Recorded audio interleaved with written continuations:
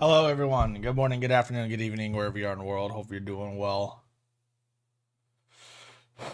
So, today is March 17th.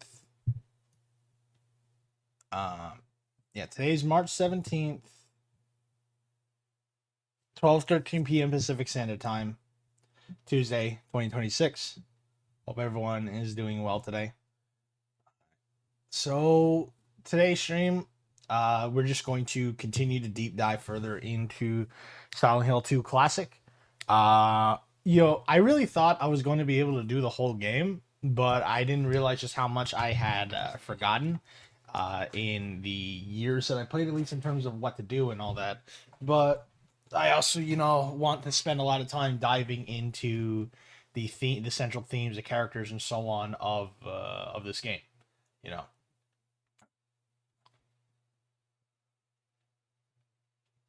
See. I want to know, like, there we go. So I want to check something. Okay.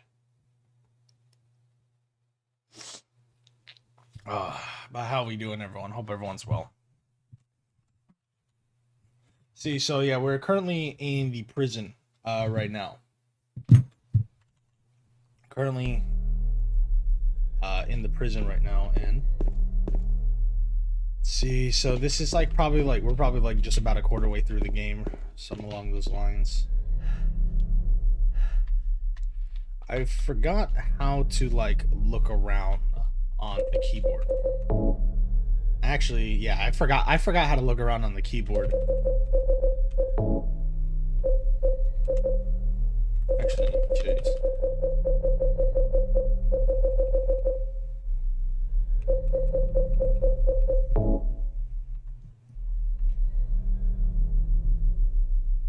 Oh, that's right. Enhanced Edition added mouse support. That's right.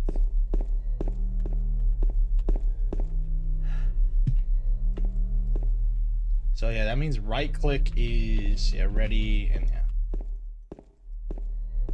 They didn't add anything for the search mode. Oh.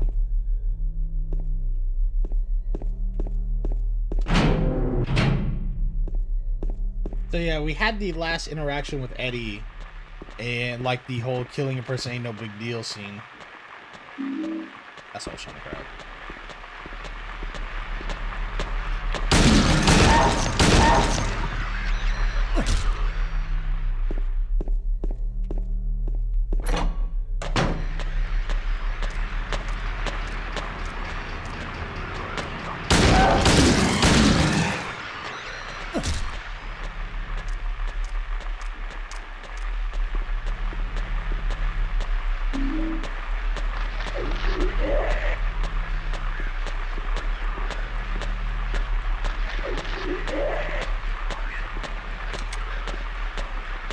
Coming.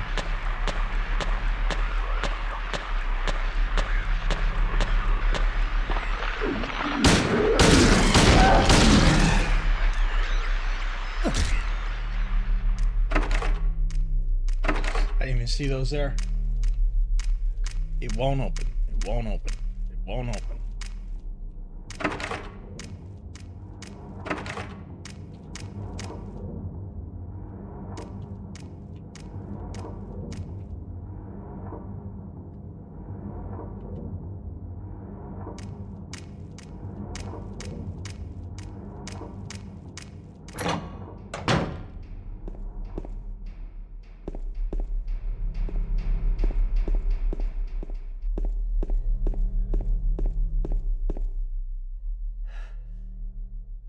Yeah. I wonder if I missed out on a map or something. Like, I should probably go back and just... Oh, yeah, right there on the floor.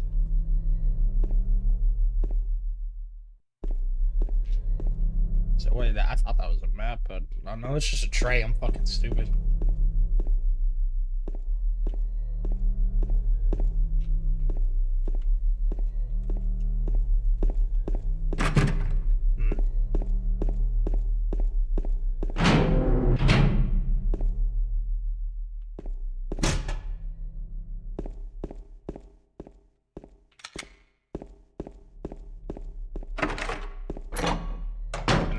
was earlier.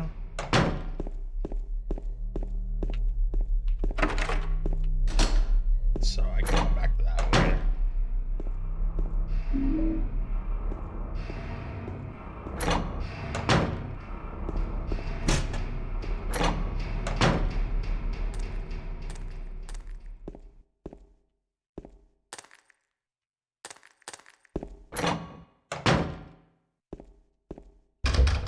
Jesus.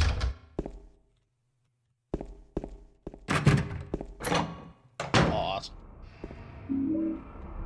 Lighter.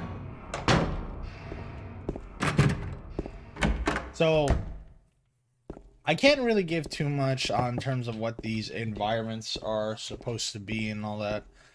Like, you know, because the thing about this game at the very least is that the themes around this game are surrounded around, like, you know, confronting personal demons and all that. But, you know, there's still very much of that cult influence or storyline that's kind of happening in the background, but it's not really like key to the game itself in terms of like the main plot line. Or at least what I mean is that the cult shit doesn't, like, James doesn't really have any connections to the cult or anything himself. He's here for his own purpose.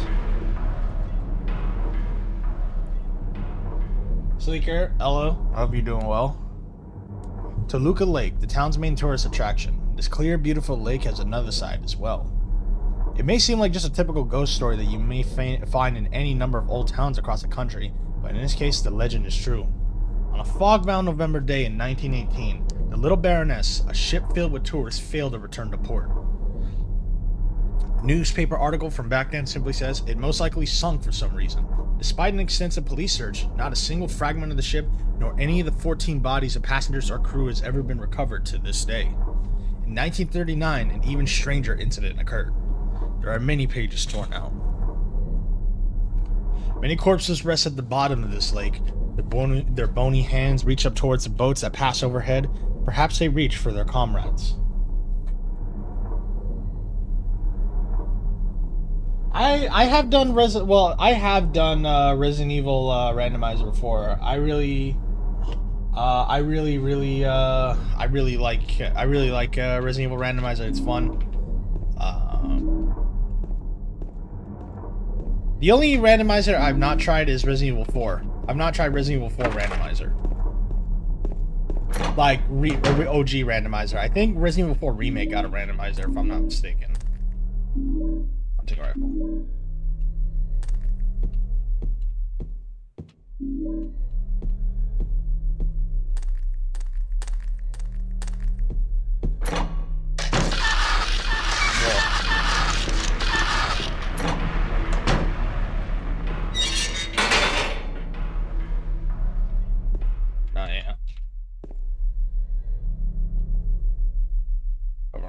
Can't open it. There's only depression left where there was probably once a handle.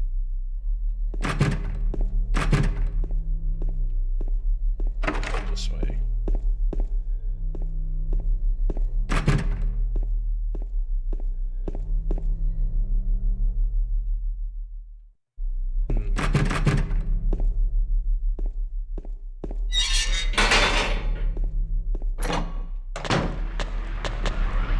I was just here.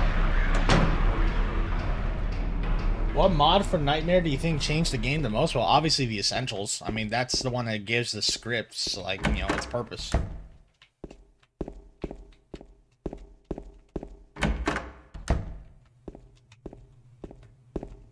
The Essentials mod, the main scripts, like, are the ones that,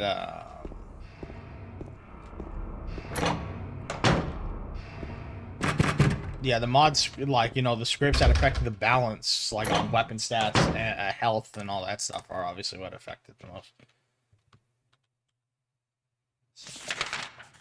Trying to find if there's, like, anything I could have used a lighter on that I somehow missed.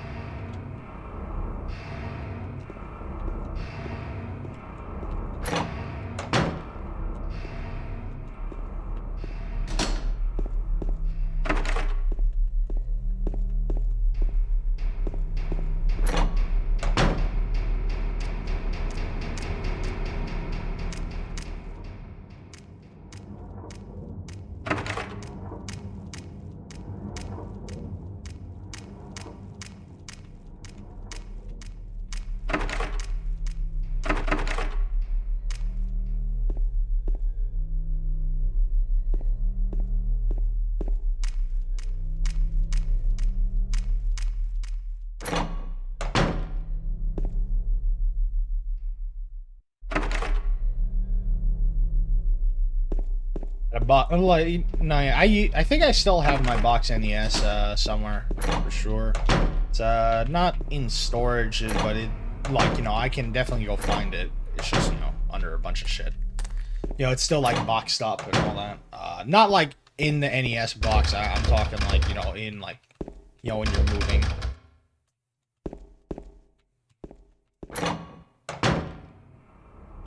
So yeah, this is where I got the lighter from. So it's a matter of just finding 35. Now that's ridiculous. Like, I don't know. No retro game console should be worth more than like 200 tops, and I feel like even that's pushing it. But I'm saying 200, like as in the damn thing's been barely touched. Yeah, like the damn thing's been barely touched, and it's still like, or not touched at all, still like it fresh in the box, and the box is in good condition. Only time.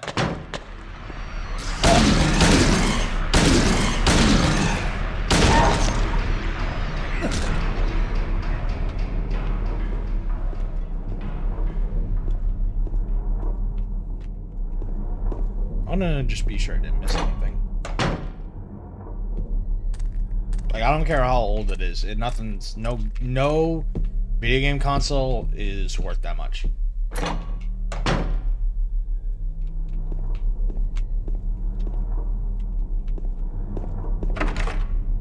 Okay, so I think I saw everything I needed with this area.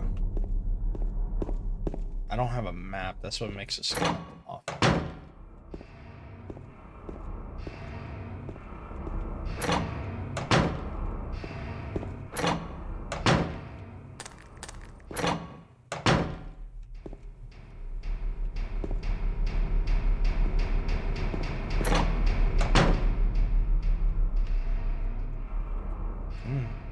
No, wait.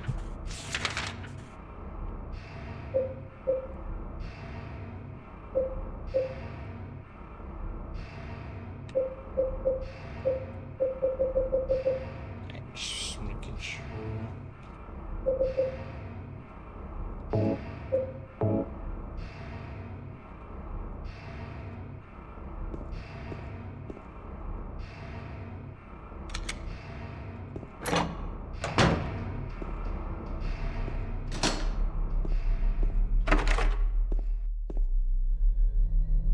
Oh. Dude, look at that.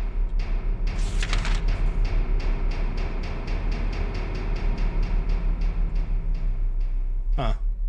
Oh, I can't go that way. So, it's... Well, no, yeah, I mean, I plan on it. I already talked with my best friend about that. Oh.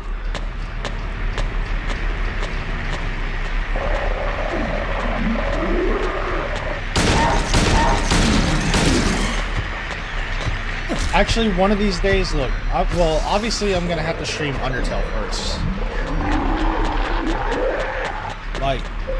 Like, I'm gonna have to stream Undertale first because, well, first off, number one, I had this artwork done. That's number one, I had this artwork done. But, no, and number two, like, obviously, ooh, no, don't say that.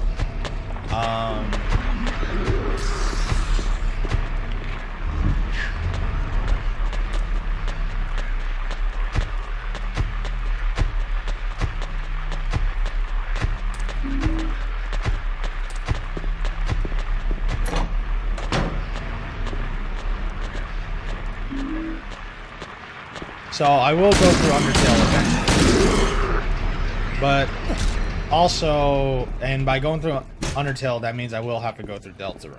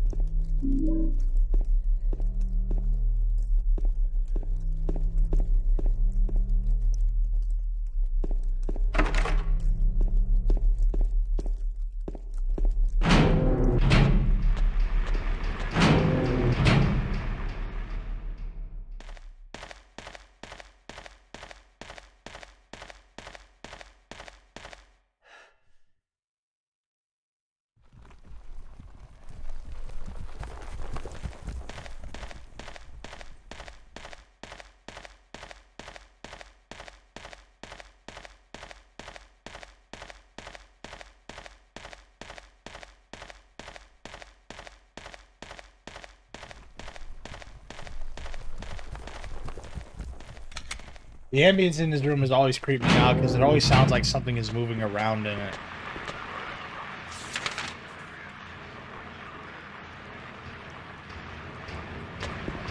What?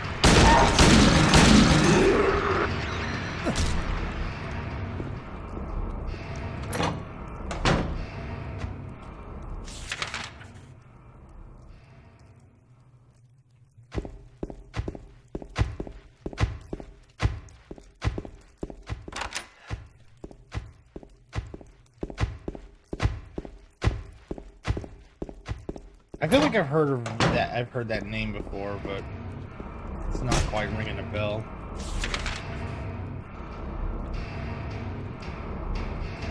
Like, am I missing something?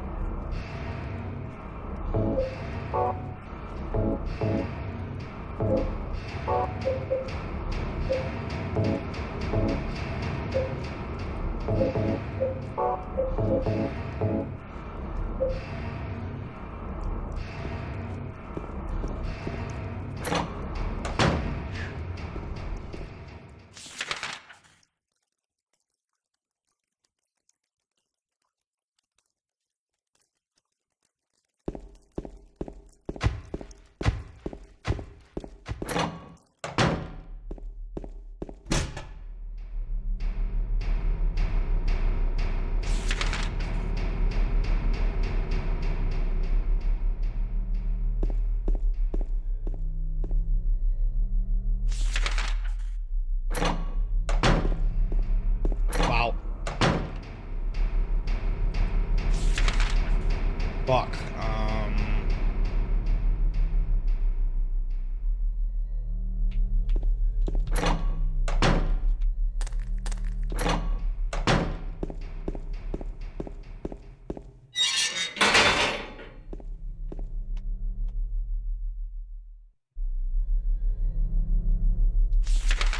It's a bit of a shot in the dark, but...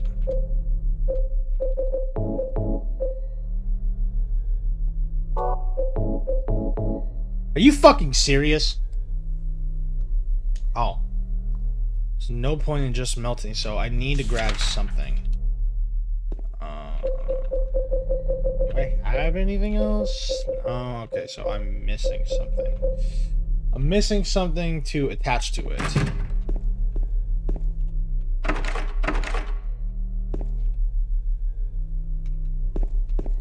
No, I think Baldi's Basics has like kind of a, well, here's the thing, is that it's slender the 8 pages. That's why.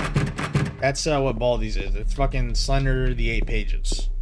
So with that in mind, the gameplay loop sure is like, you know, kind of interesting. If you like slender the 8 pages, then you'll like Baldi's, and because it's a more interesting gameplay loop too, because of all the obstacles, you know, in the way of it all.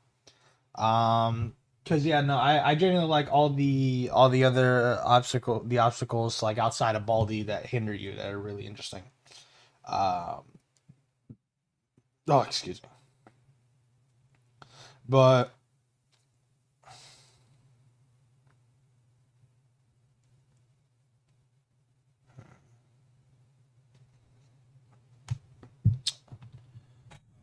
let's see, I'm missing something. I'm probably missing something back at that prison.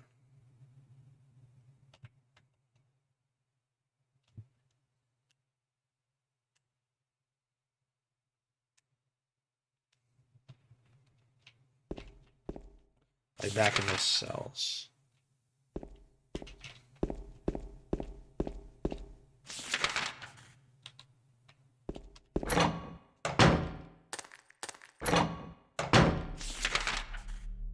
Then take a right here. This one.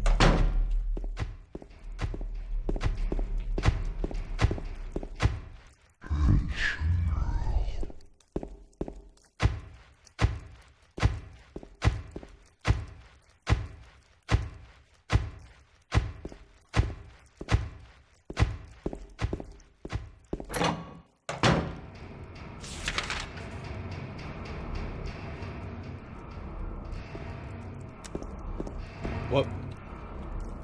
What is... Oh.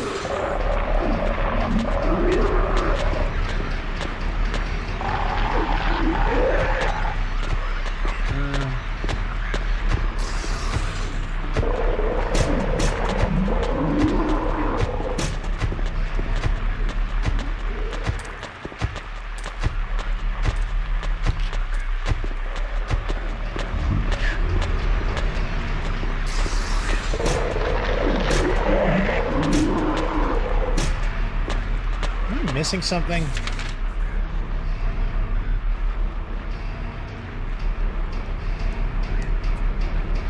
Like it.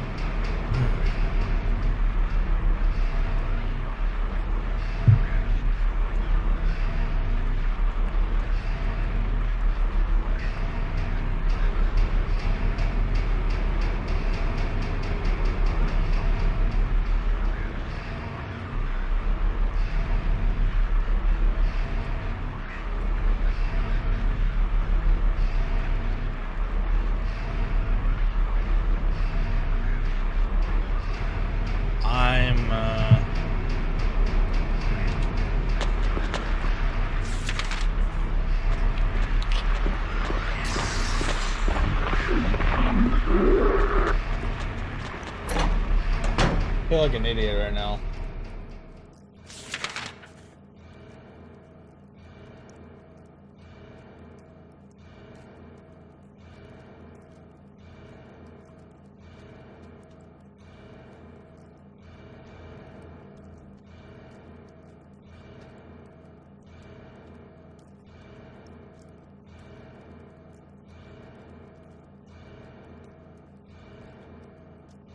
Because...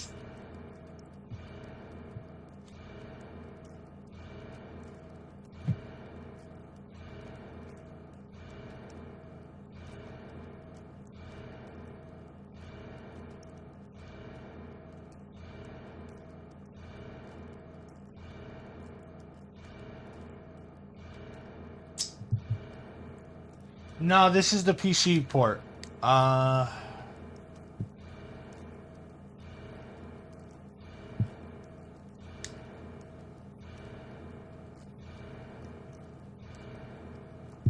So, alright, you know what, hold on. I'm just going to...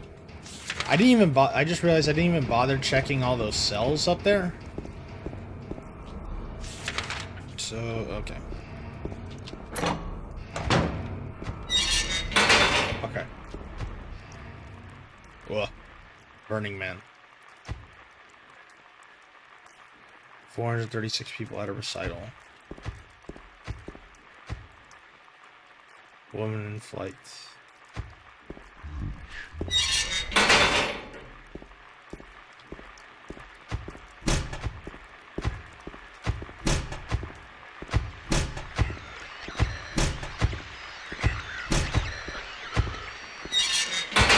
Okay. There we go. What the? Oh. Okay. So now I got the third tablet. That means I can go back to the gallows over there.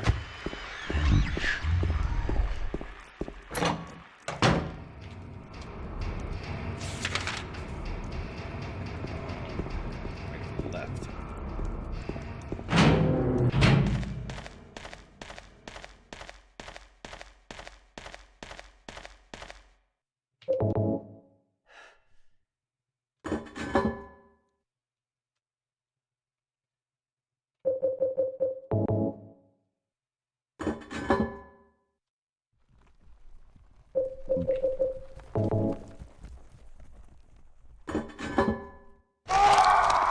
Ugh.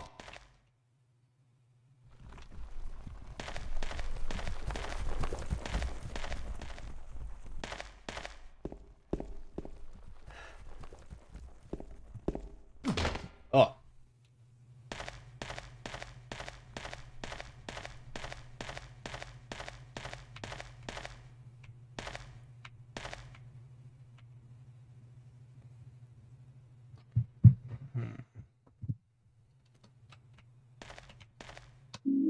Oh. Okay. That means I can now go all the way back there. So towards the right over here.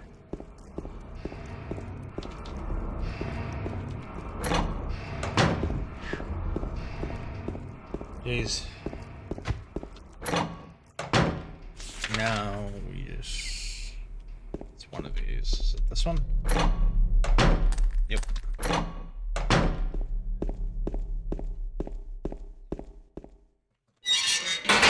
Fucking finally.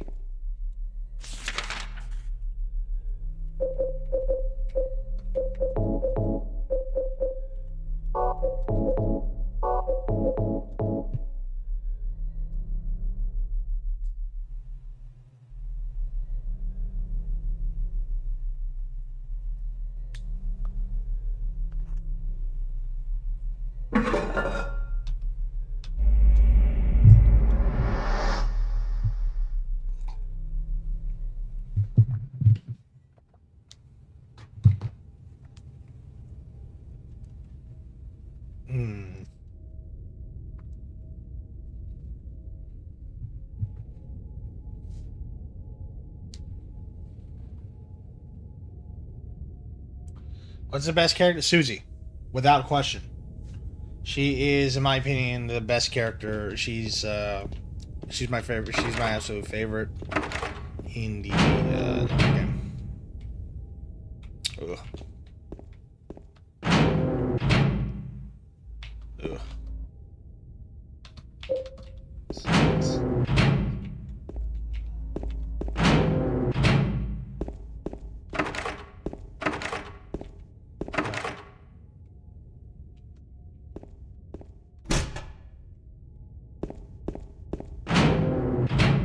The thing about Susie that makes her so great is she's very much, she feels like a typical RPG pro tag. I think that's one thing I love about her, is that all the shit she's learning, more or less. So based on the end of chapter 4, she now knows what the end of the prophecy entails. So really that's like the one thing that she knows that the player doesn't. But generally speaking, everything that she's learned is what the player has been learning as we go along. Granted, if you're going on a normal route. If you're going on a normal route.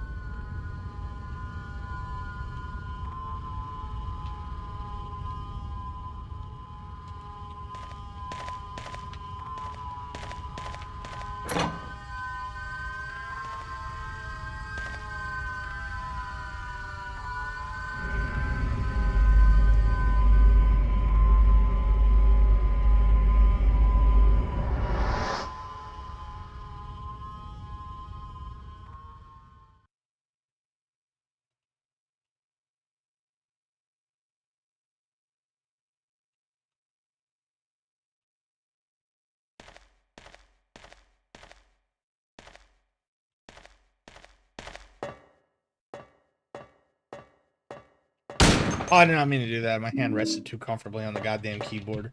Oh.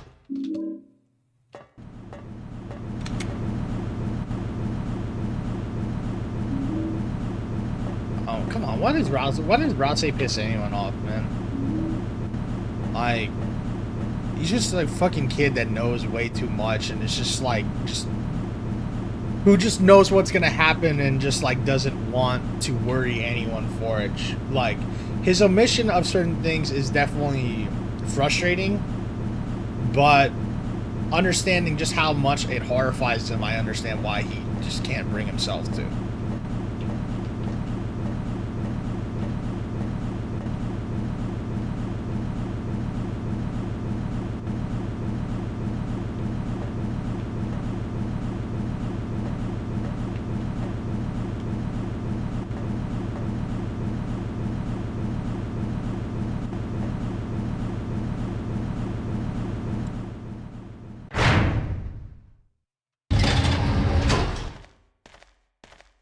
Oh yeah, I remember this part.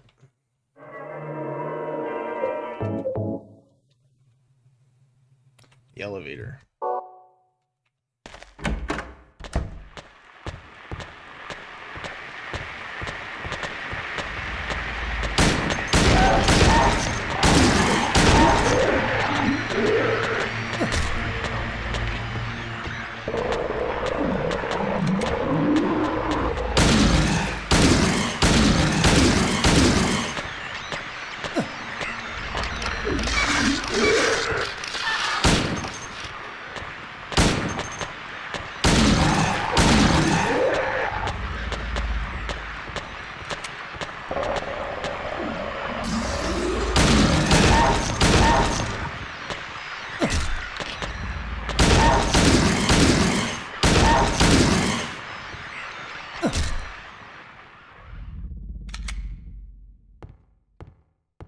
Okay, that's just mean as shit. Like, come on, Chris is very much their own person too. Like, obviously, that's the whole meta narrative though. Of Deltarune is there is what the player wants, and then yeah, there's that whole battle of what the player wants and what Chris wants, and not only that, there's of what does Chris know, because Chris knows way, way, way, way more than we know, and obviously they're doing their best to hide it, not just from us, but also from Susie. Wow.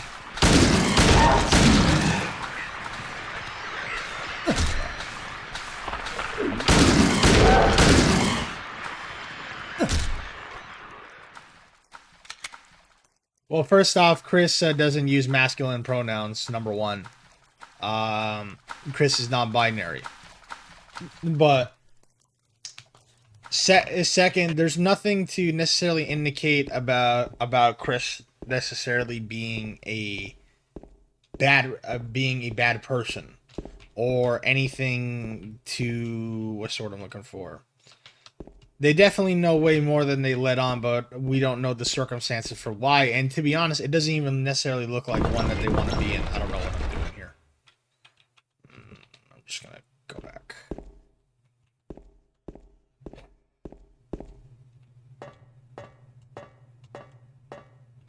What's this?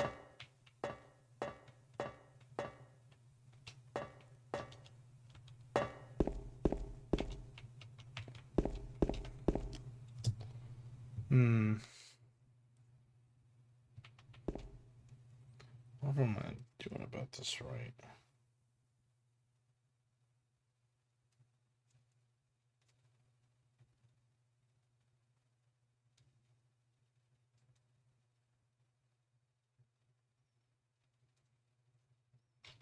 See.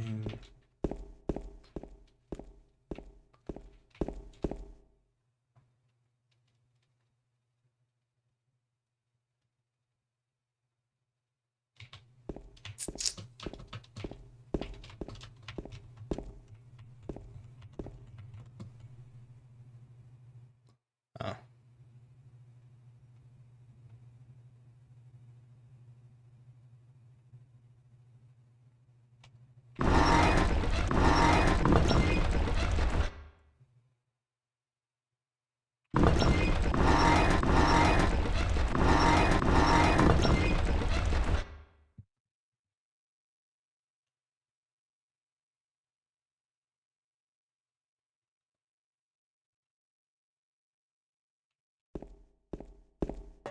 Oh.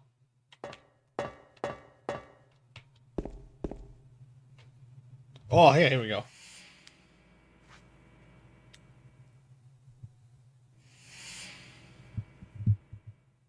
You're alive! Maria, I thought that thing killed you. Are you hurt bad? Not at all, silly. Maria? That thing, it stabbed you. There was blood everywhere. Stabbed me? Hello, Draven. What do you mean? It chased us to the elevator, and then James, what are you talking about? just before, don't you remember?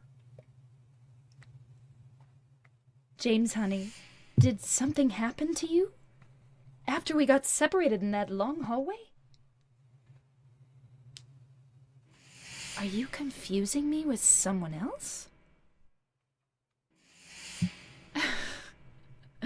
You were always so forgetful. Remember that time in the hotel? Maria? You said you took everything, but you forgot that videotape we made.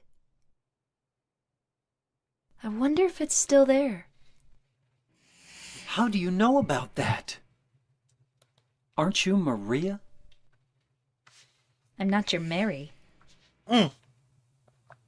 So, you're Maria.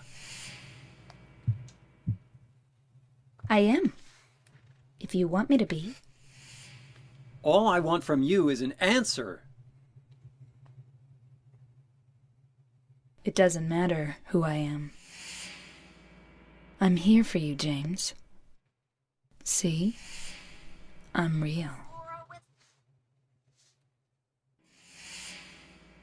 Don't you want to touch me? I don't know. Come and get me. I can't do anything through these bars. Okay. Stay right there. I'll be there soon.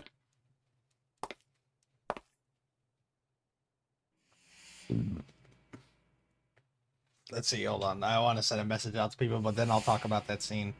One of the things, so let's see, I just want to send this message out, but there's a lot I want to dissect about that scene in general. Hold on.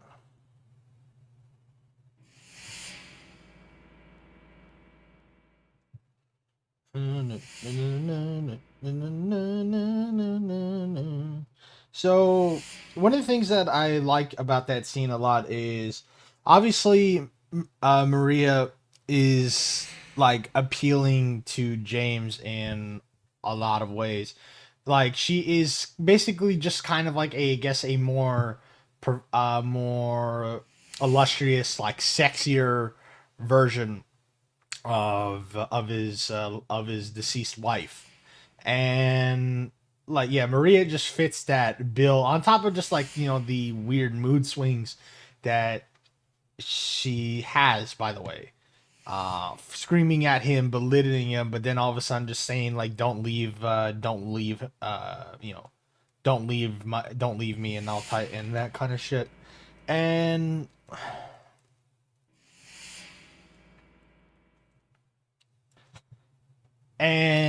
I like that scene a lot because it's just kind of appeasing more to that just appeasing to James's kind of like lust, his sexual frustrations and all that, because sexual frustration is a no, I'm not playing Left 4 Dead 2 this stream.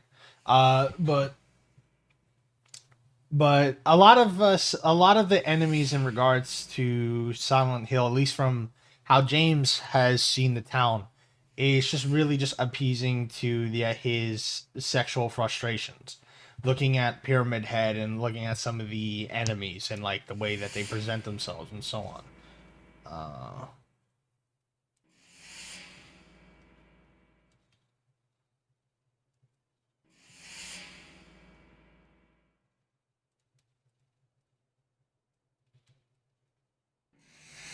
let's see.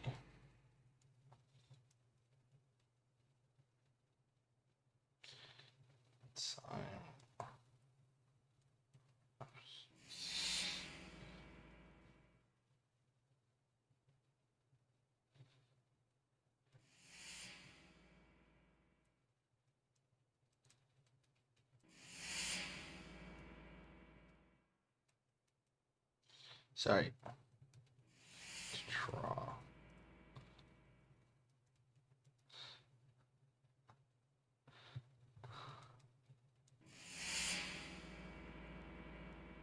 Right.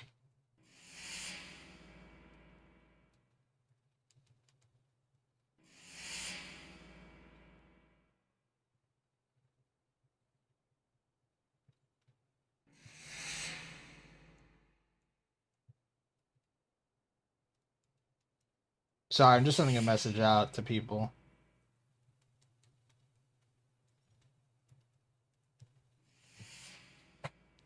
So anyway, but there's little details about that scene that I really love.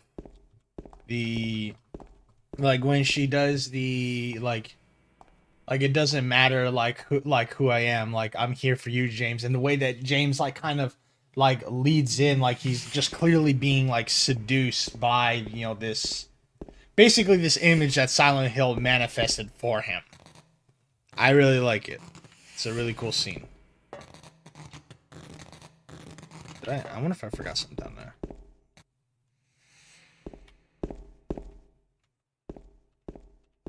Making sure I didn't forget.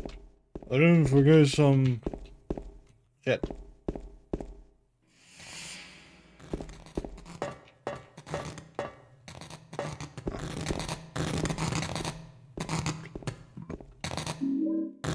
I got a wire cutter. But yeah, we're playing through OG. I really want to test out. Oh, I really want to test out if remake runs decently on my computer and if I'm able to like record / stream it at the same time, because I really want to play through the remake. I have not seen 1 second of gameplay. I saw a cutscene. I have not seen like, you know, what the really I don't like that. Yeah, you can have that.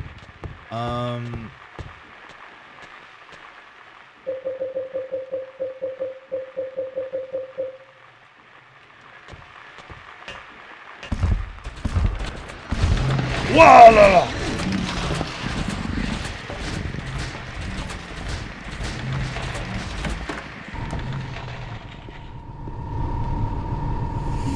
Ooh, hello.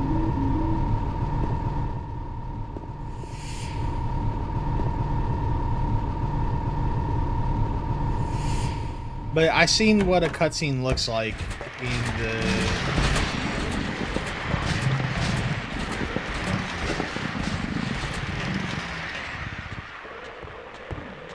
Huh?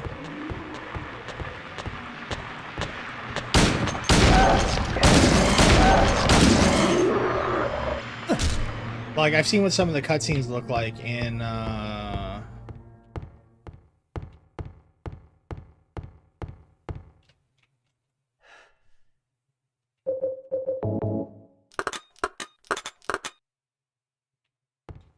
like, I saw what a cutscene looks like in the remake. And it wasn't like, it was only like the, like, forest, the, you know, Angela in the graveyard, that scene. Nope.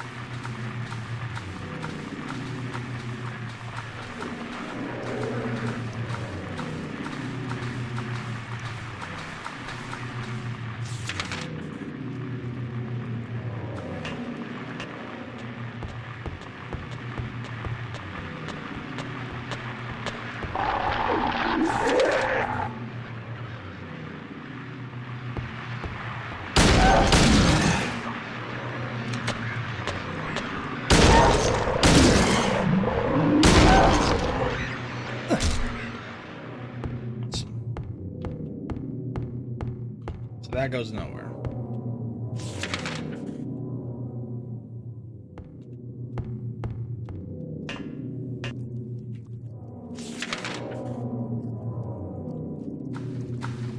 This part's I remember this part always being just somewhat confusing, just because you don't get a map for this part of the game. James draws one as he goes along, essentially. Okay, we got here. Yeah. I think that is this the other side of that room. Fuck. Shit here. So am I supposed to get on the other side there? So I'm supposed to somehow lead over there.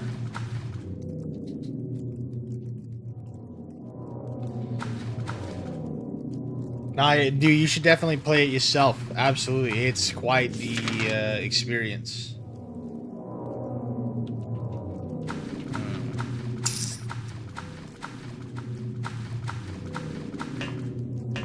It's a really, really, really fantastic game. All right, so that's where I came from.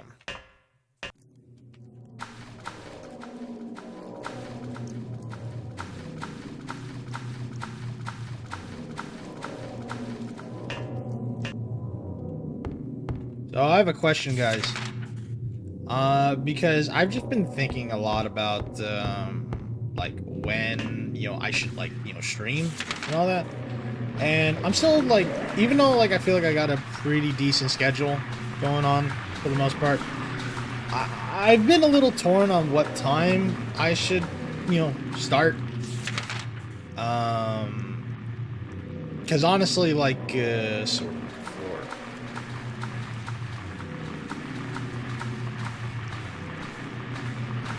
No, yeah, I mean, that's how I feel. Oh, shit. Ow.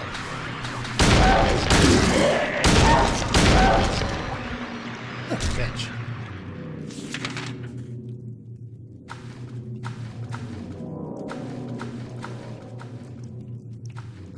But it's am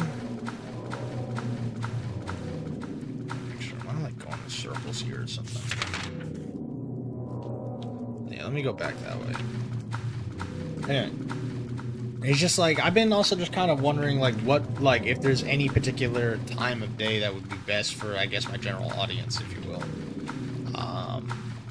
Because I usually start in the afternoon. But if it works, but for the people that want to tune in and stuff, is it better for them if I, like, start... Oh, would you look at that? Is it better for them... Is it better for you guys if I, like, say, start later in the afternoon, like 3 or 4 o'clock, or even like around early evening, like 5 or 6? I remember I once did a graveyard stream sometimes as well. Oh, hello.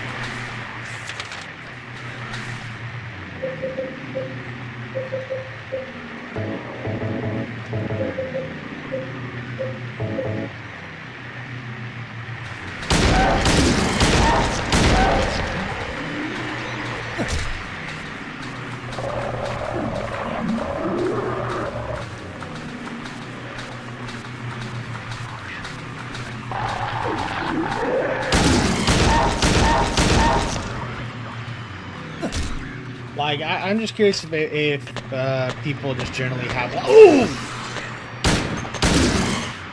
Shit.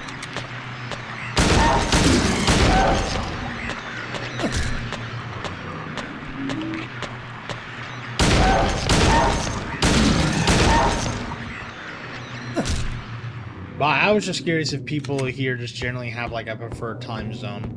Or not time zone, preferred time. Because keep in mind that I am a West Coaster.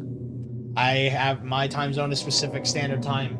So the reason why I usually start in... I don't know. The reason I usually start in the afternoon, or at least early afternoon, is that the idea is that I have if I have any viewers who say just have like a pretty mundane job where not a lot happens, so they can do... Oh, shit. Alright, yeah, I'm getting the fuck out of there.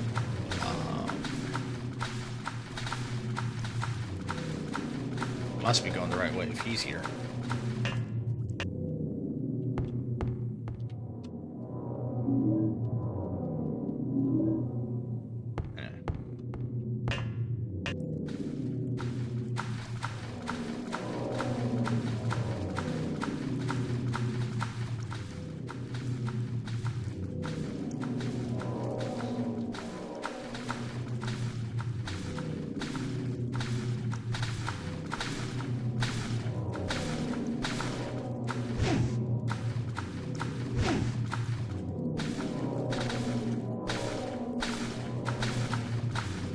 I thought I was going the right way because he's here, but evidently,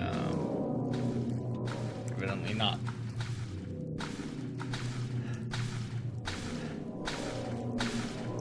Just want to get a bit closer.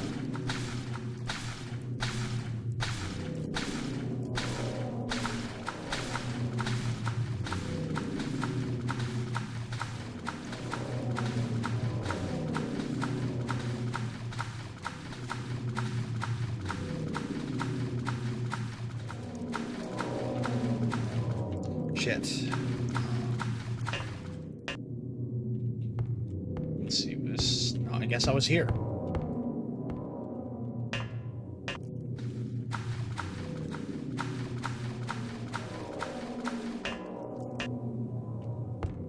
Huh?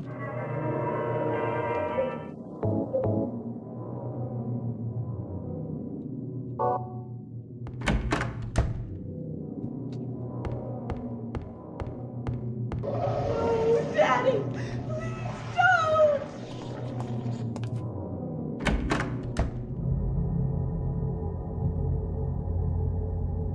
Here we go.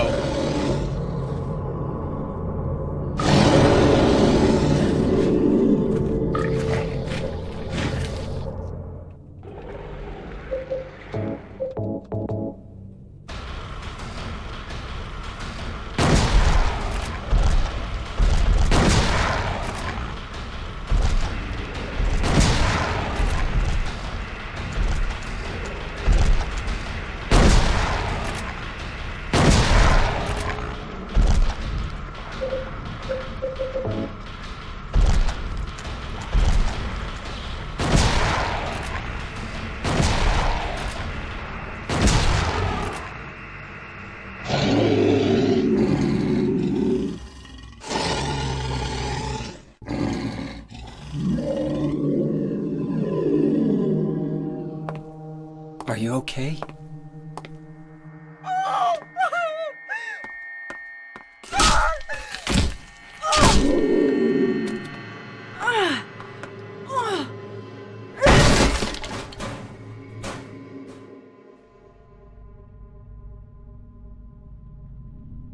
Angela, relax. Don't order me around! I'm not trying to order you. So what do you want then? Oh, I see.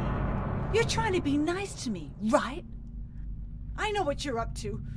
It's always the same. You're only after one thing. No, that's not true at all. You don't have to lie. Go ahead and say it. Or you could just force me. Beat me up like he always did. You only care about yourself anyway. You disgusting pig.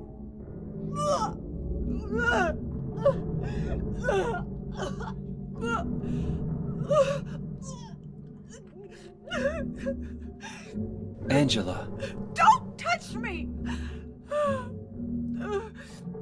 You make me sick.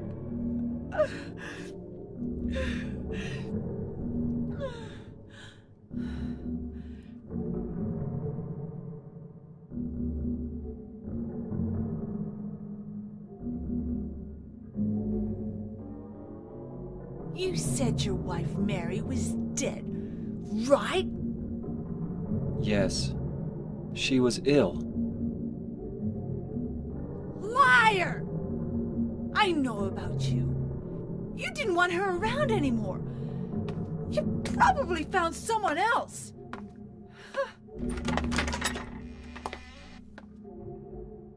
That's ridiculous.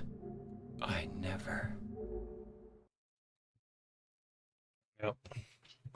So, there's a lot to unpack there. And yeah, this enemy, I believe, is called the Abstract Daddy, if I'm not mistaken. And it is one of the most, it's one of the most disgusting manifestations of anything ever.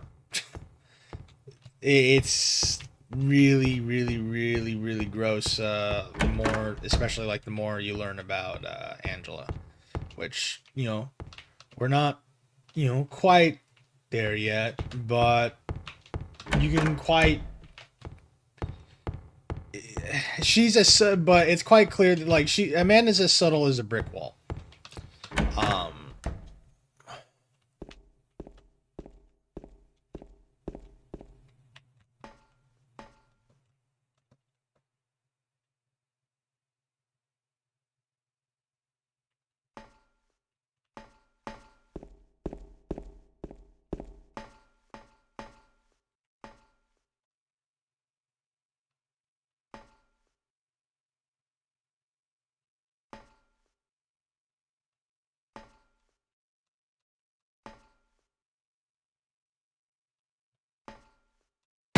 What? Oh my god! I rested too comfortably.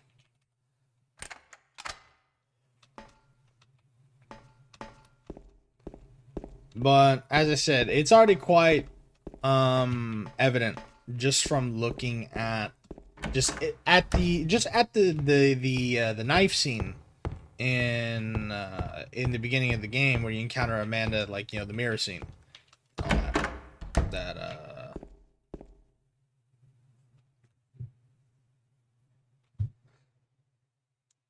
it's quite evident, you know, looking at like from the knife scene and all that, that Amanda is an abuse victim.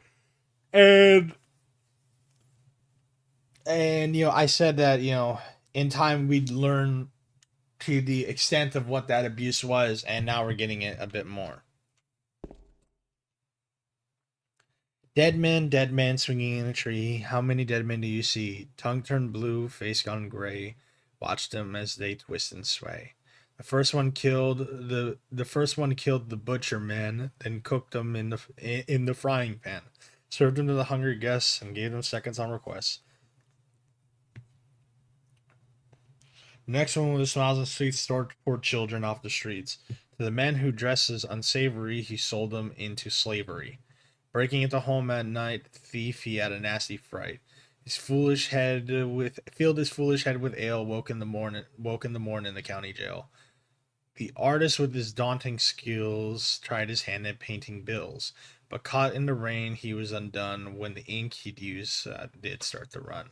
With promises of great return, taking gold he did not earn, bundled it up out of sight, quiet slipped off into the night. 3 houses into ashes burned, the sheriff with no place to turn. Did spy a stranger to his town, locked him up and beat him down. Dead men swinging in a tree. How many dead men do you see? 6 feet long and 6 men wide. Around their necks, the noose be tied.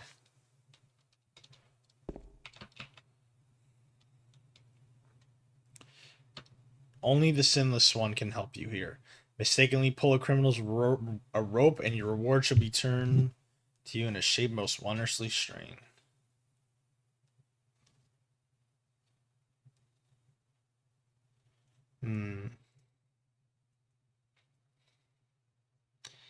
And if I recall, these are like, you know,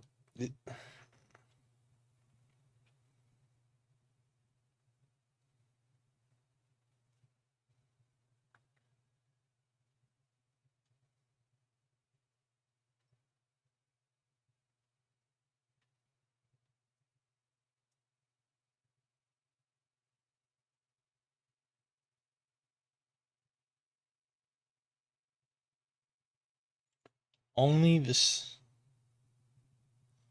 only the sinless one. So,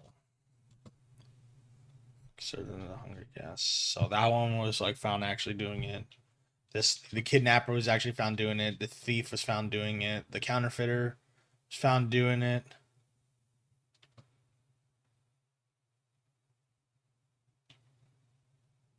It's the arsonist. It's the arsonist. The sheriff just found someone. Wait, so the other guys were just seemingly caught in the act, but the sheriff just like found a random guy and just went, "That's the arsonist."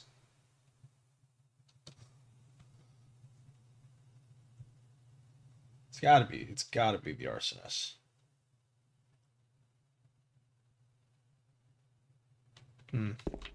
But which one belongs to the arsonist?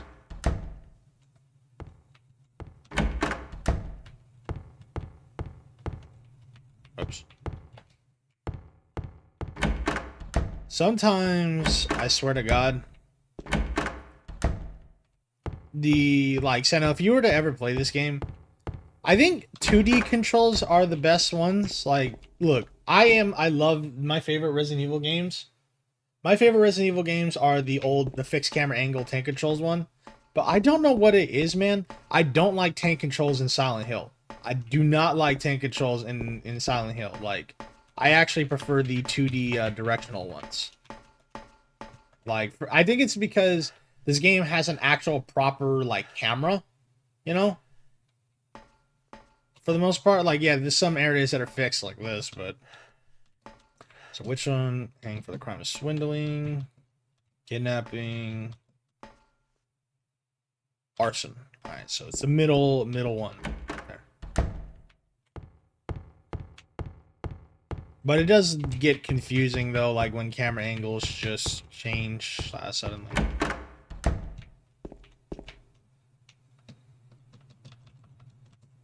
So it's gotta be this one.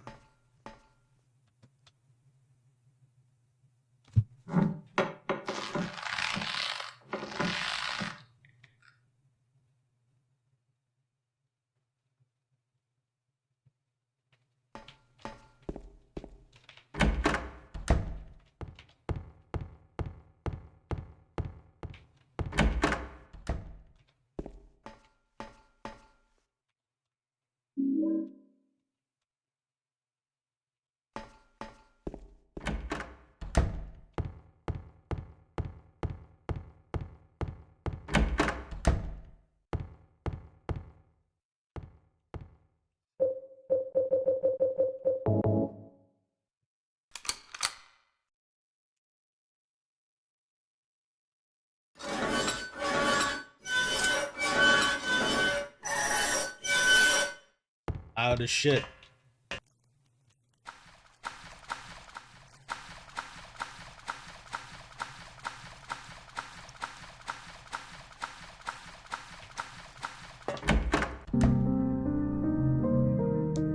I love this song so much. Maria? Maria? Maria, no! What happened to you? Why? Why?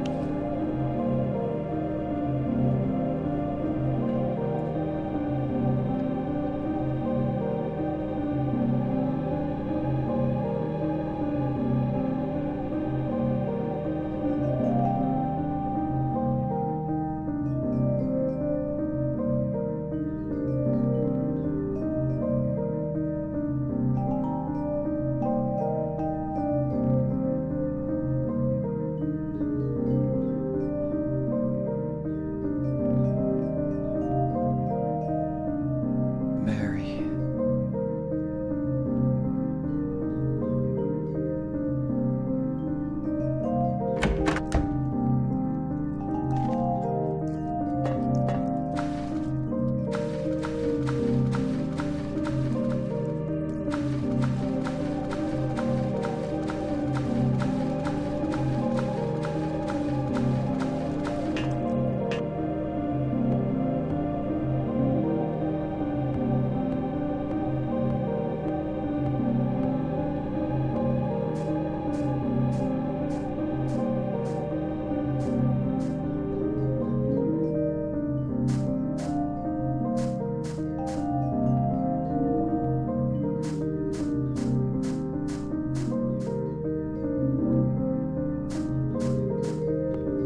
So it's clear at this point that, so obviously James is getting like fucked with here.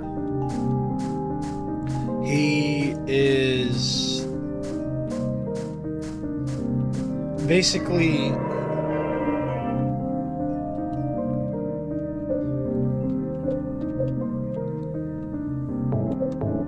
every single time he gets close to the visage that is of his late wife, she just keeps she keeps dying. Just every single time he is failing to protect her in some way.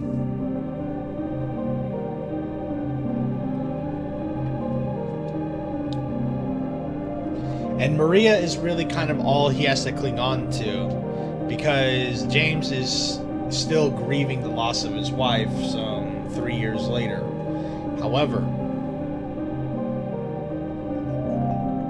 like, even if he's entirely unsure how Maria is alive, why, like, how, like, he saw her die once and now he's seeing her dead again, despite coming back somehow, it's like as if the town is taunting him at this point. There's a man, his name inscribed on his tombstone, Eddie Dombrowski. There's a name inscribed on this tombstone, Angela Orozco. There's a man's name inscribed on the tombstone, James Sunderland.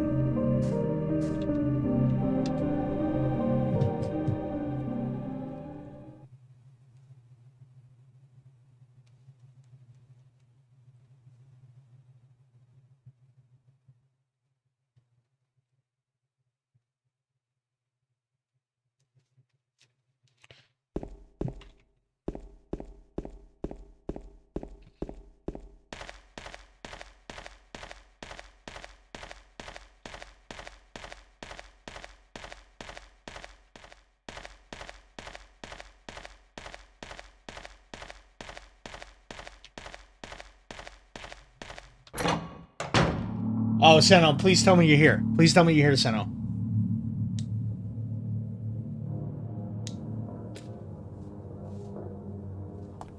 Eddie, what are you doing? What does it look like? He always busted my balls. You fat, disgusting piece of shit. You make me sick.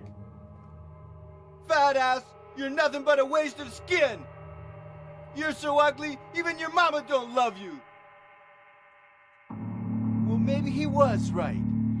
Maybe I am nothing but a fat, disgusting piece of shit. But you know what? It doesn't matter if you're smart, dumb, ugly, pretty. It's all the same once you're dead. And a corpse can't laugh. From now on, if anyone makes fun of me, I'll kill him! Just like that.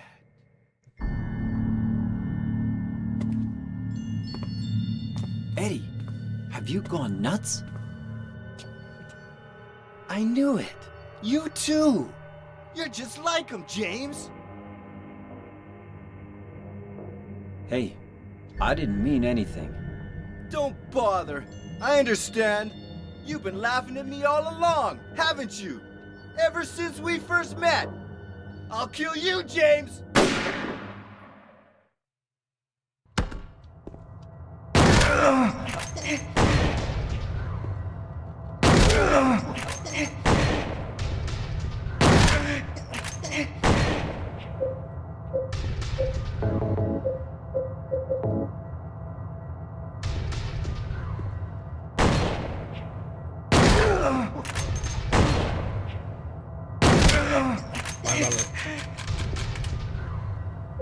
I should use that instead for right now. Just...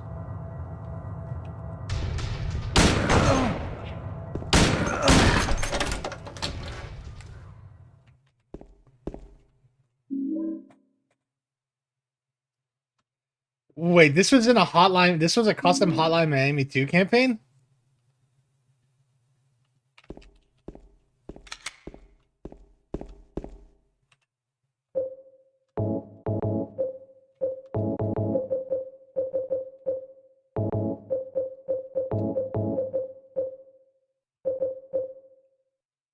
I'm really curious about that now.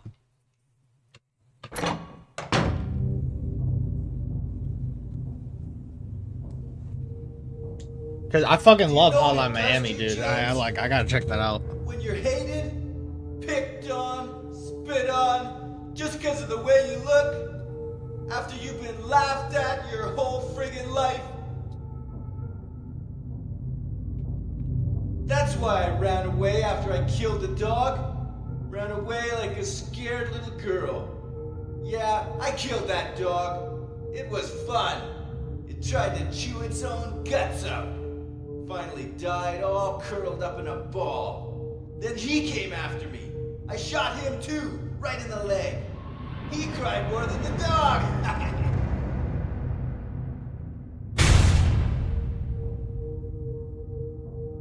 He's gonna have a hard time playing football on what's left of that knee. You think it's okay to kill people? You need help, Eddie. Don't get all holy on me, James. This town called you too. You and me are the same. We're not like other people. Don't you know that? Let's party!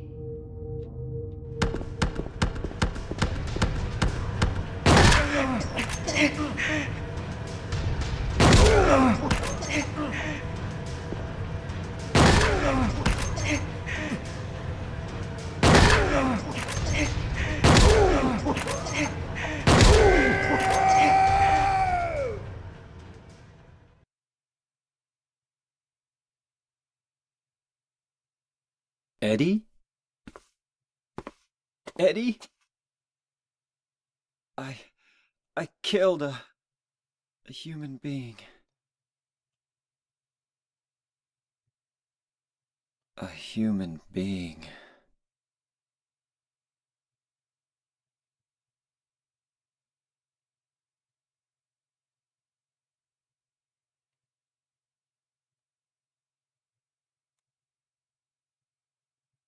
Mary. Did you really die 3 years ago? So,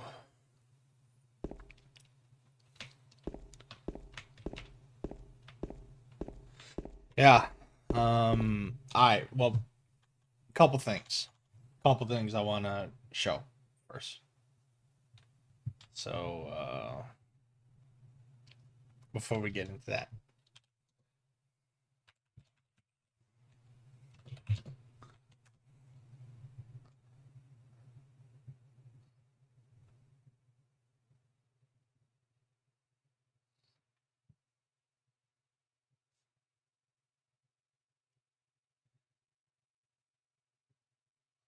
So,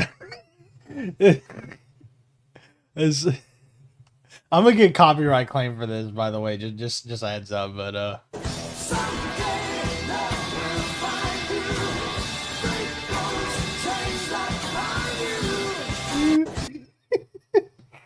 okay, okay, all right. So, mobile game ad? Aw, come on. You got a mobile game ad, Seno? Seno, do I need to play it again just so you can see it?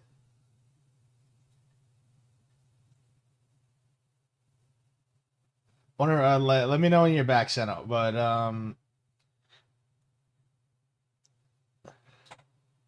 oh, is it? There's no, there's no way it is. So,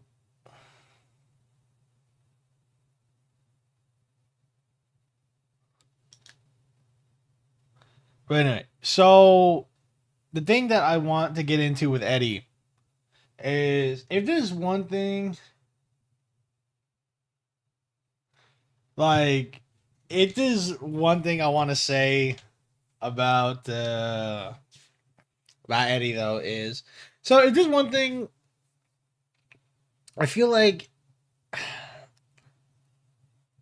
I hope Eddie like is given a bit more time in remake. I hope I would love to hope I would hope that the bits of character between like in the remake fleshes them out a bit more, just everyone in particular. Which but Eddie, as I talked about, is a character who very much is just takes is just he like he got fed up with. It's quite clear he's had a past with bullying and being tormented and so on with that, and he finally snapped and killed his bully's dog and also just injured said bully. And it sounds like he's just had a problem with bullies his whole life. I don't know how old Eddie is supposed to be because like age is a hard thing to convey with this. For example, Angela looks like she's 40. Angela looks like she's in her 40s or something, but she's actually like 19. I think if I recall, she's like 19 years old or something along those lines. Um, and really, Angela's design is like was kind of more so used to reflect like that about like how much trauma can physically age someone, essentially. Like it make people just appear much older than they are. But I'm not sure how old Eddie is, but essentially Eddie snapped. Eddie snapped and he took whatever power he basically claimed whatever control, whatever power that he thought that he could reclaim. So by killing his bully's dog and injuring said bully by shooting him in the leg, basically he has he is inflicting pain upon others because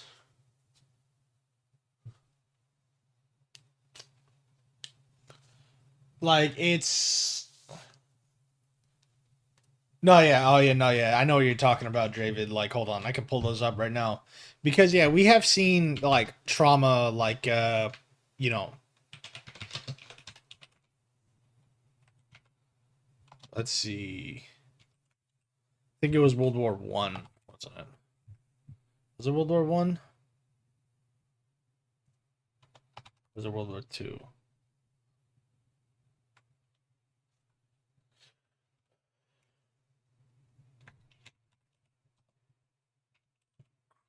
In pictures.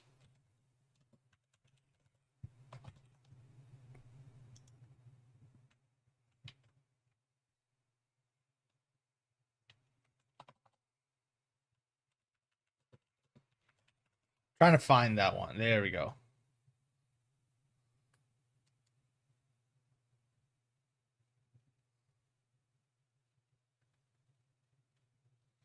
So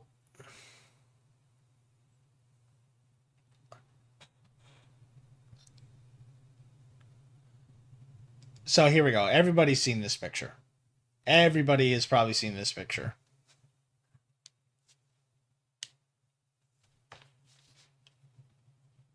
If you know the context of this picture, don't tell. I want you to guess how many years apart do you think this is? I don't remember how old he is, like in like starting here, but looking at this and looking how much, this is like 4 years apart. These two pictures are 4 years apart. But he looks like he's aged like 20. This is the face of war, essentially. This is what 4 years of war did to him.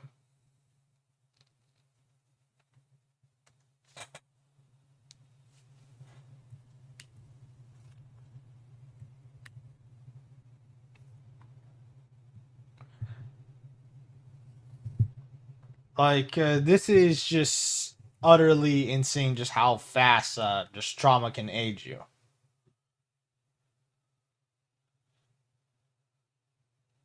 But anyway. So and Angela was more or less in that same boat, if you will.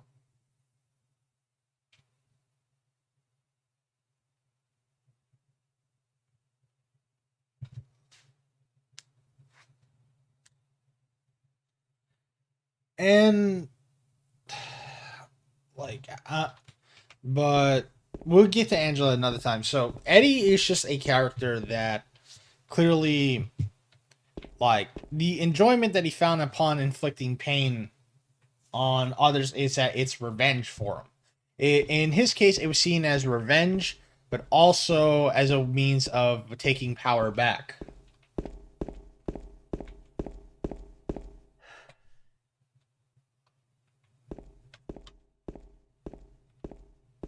But however, he got completely lost in that he completely just lost himself in that desire to have power. And it ultimately just consumed him, leading James to just have to, kill him in self-defense.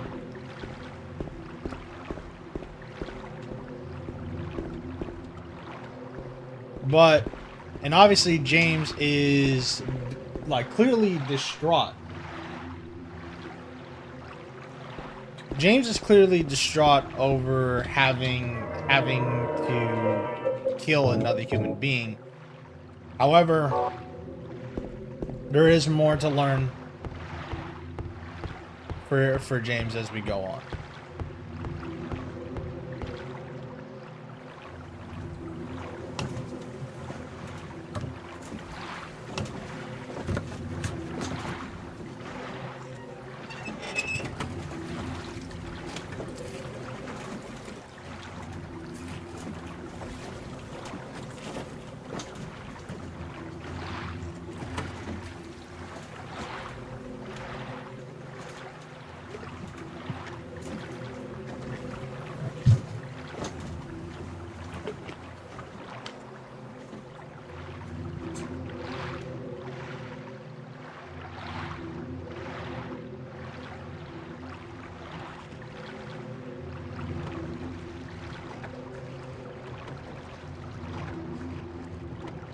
Sorry, I was just taking my pills.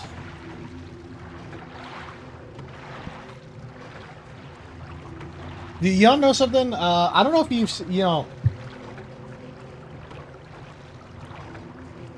y'all know something really interesting to kebab. Alright, so if you spend any time on my YouTube channel, you know that I am a Left 4 Dead, player, first and foremost. And so I've played a lot of, but I played a lot of custom campaigns. I think it's still in demo right now, like it's not finished. I hope it's still getting updated, but somebody is been making a custom campaign to port all of Silent Hill 2 to Left 4 Dead 2. And it's, I played it, there was only like a small segment of it. And I cleared it pretty quickly just because I knew the game a lot at the time. But nevertheless, I hope it gets finished because I think it looked really cool. Silent Hill 2 is a story. No, yeah, it absolutely is. Like, if they want to start, like, I think if anybody's never played a Silent Hill game before and they want to start with any one of them, obviously, if you want to get into the cult storyline, overarching plot beats, then play... I mean, they should just play the whole Team Silent era, in my opinion. But you can... people who have never played a Silent Hill game can play too. And they won't really feel super lost or anything like that. It's a very self-contained story, which is one of the reasons I like it so much. I'm missing something.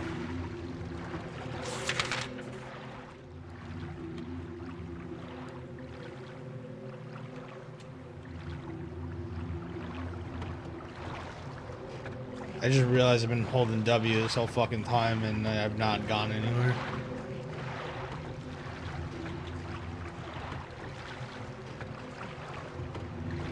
I have no fucking clue where I'm going.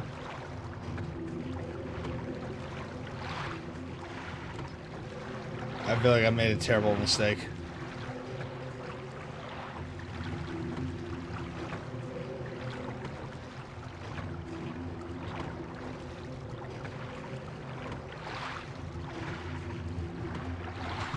Yo, you know what? Hold on. Hold on, it's so good. Yeah, hold on. Because I just realized I was doing shit stupidly and blindly. Warning, keep up. So, where... So, I wonder, can I see where I am from here? To look at lake. So, I am, like, from...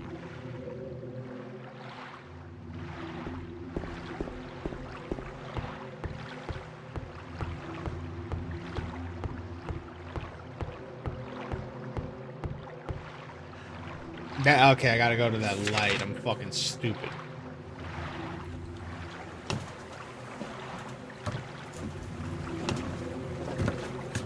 So I gotta go right here.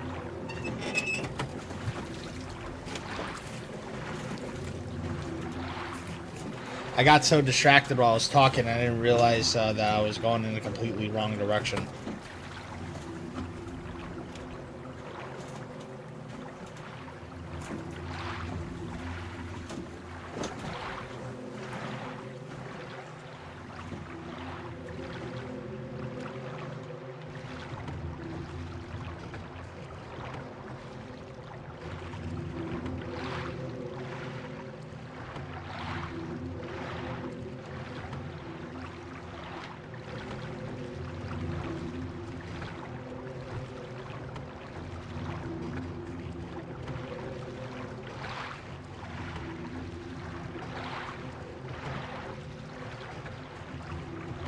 Oh!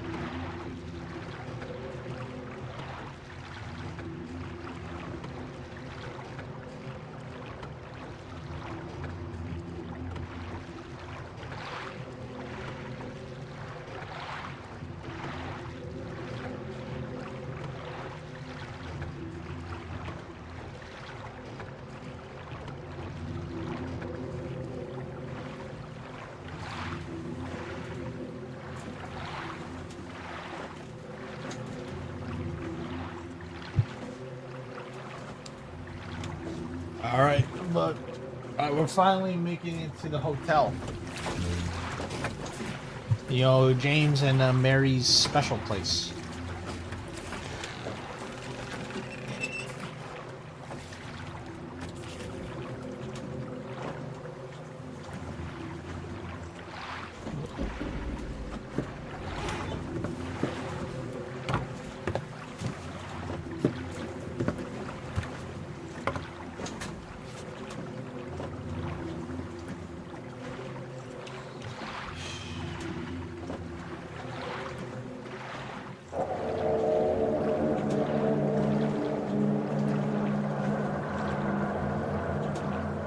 This place hasn't changed at all in 3 years.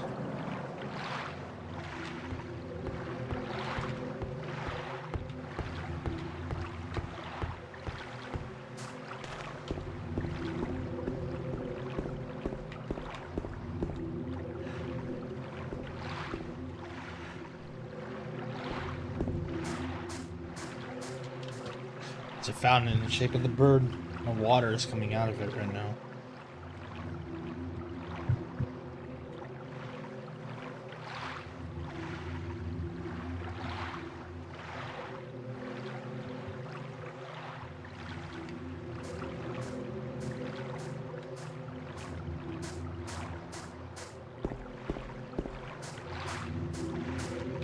What the?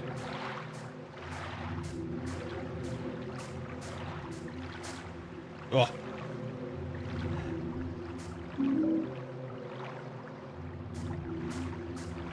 So yeah, I remember the music boxes.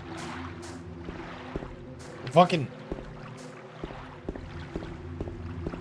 This is that's like kind of like the shitty part of. Oh.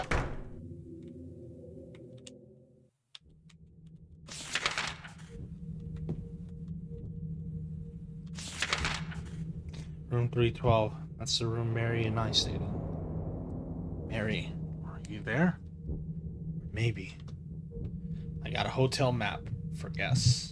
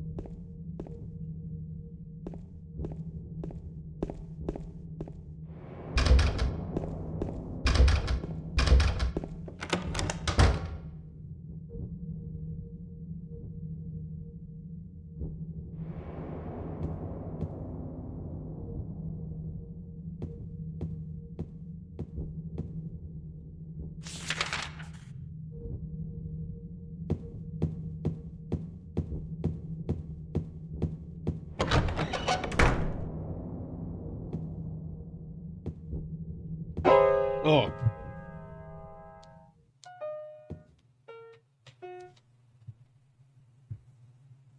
Did I scare you? Yeah, you did.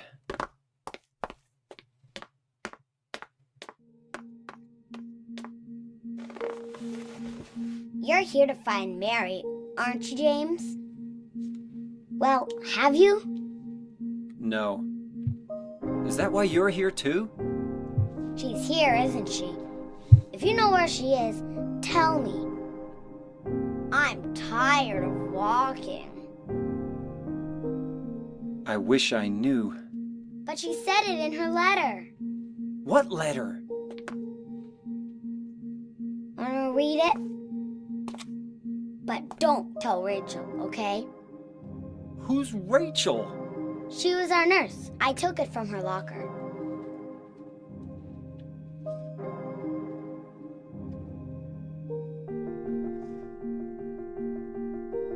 My dearest Laura, I'm leaving this letter with Rachel to gift to you after I'm gone. I'm far away now, in a quiet, beautiful place. Please forgive me for not saying goodbye before I left. Be well, Laura. Don't be too hard on the sisters. And Laura, about James. I know you hate him because you think he isn't nice to me, but please give him a chance. It's true he may be a little surly sometimes and he doesn't laugh much, but underneath he's really a sweet person. Laura, I love you like my very own daughter. If things had worked out differently, I was hoping to adopt you. Happy 8th birthday, Laura. Your friend forever, Mary. Laura, how old are you? I turned 8 last week. So, Mary couldn't have died 3 years ago. Could she really be here? Is this the quiet, beautiful place she was talking about? Me and Mary talked a lot about Silent Hill. She even showed me all her pictures. She really wanted to come back. That's why I'm here. Maybe you'll get it if you see the other letter. The one, Mary. Huh? I must have dropped it. Laura! I gotta find it. Laura!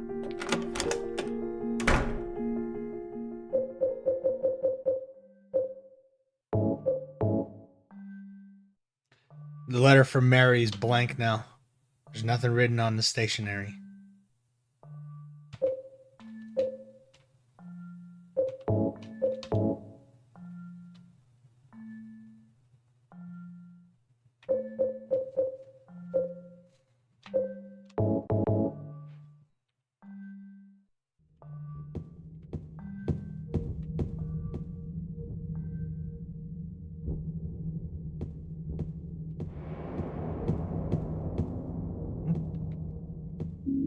Fish.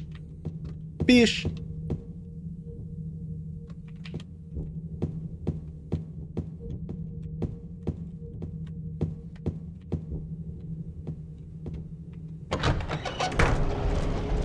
Fuck. Oh.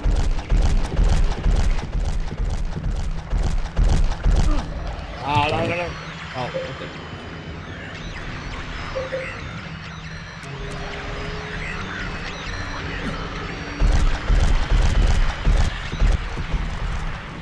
Two of y'all.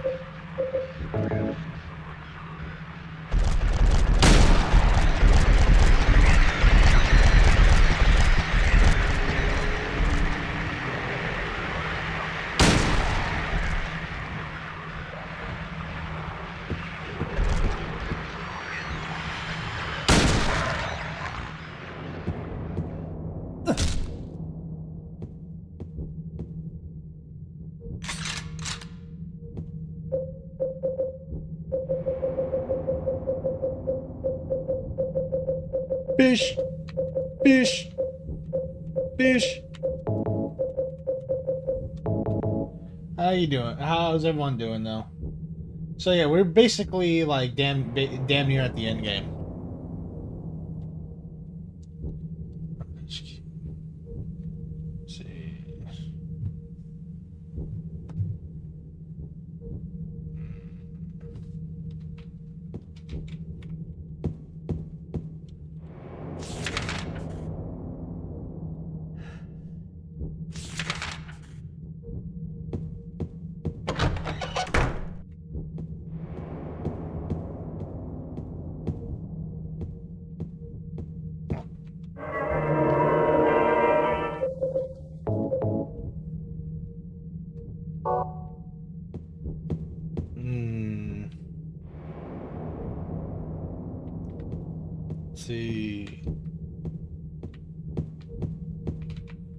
Huh.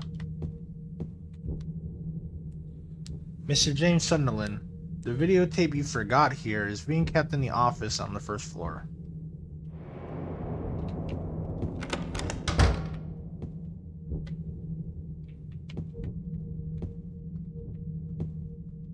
See something there. Whoa. I didn't see what it was. Key to hotel in 312.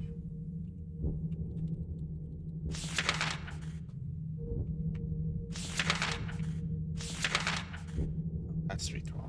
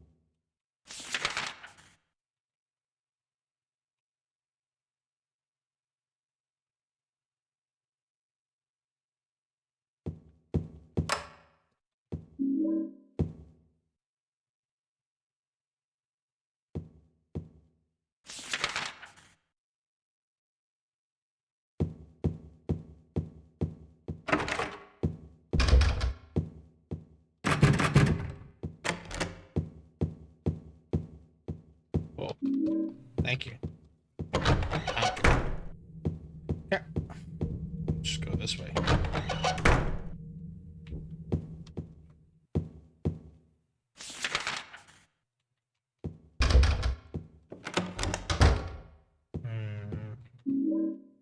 Mistake kit.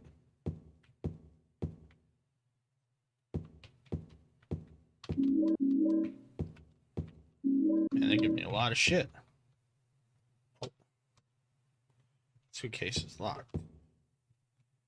And could the phone possibly cut? Okay.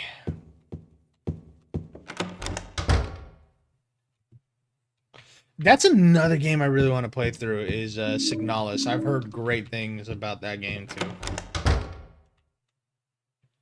Let's see.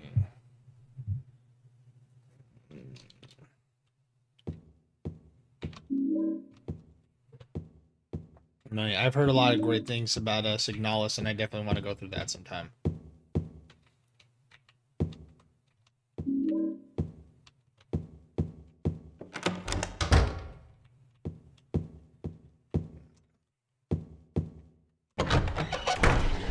Ugh. Ugh.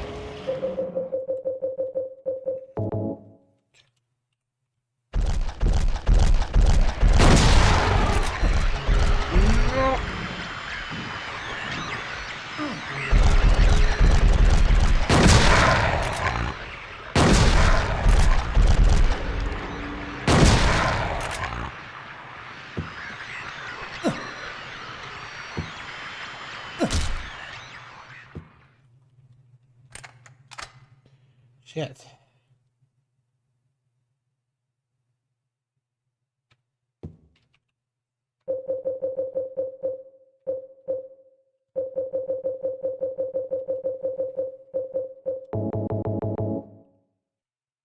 No.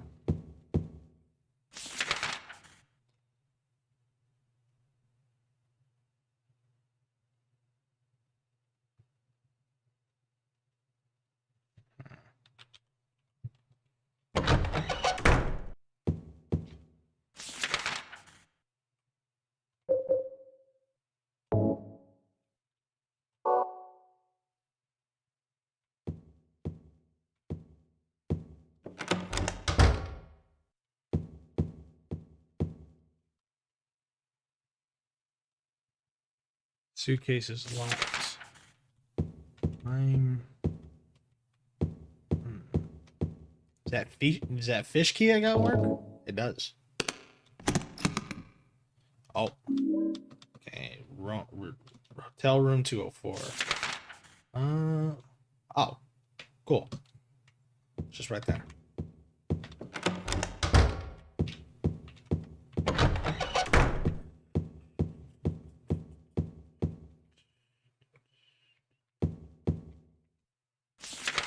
This one right here.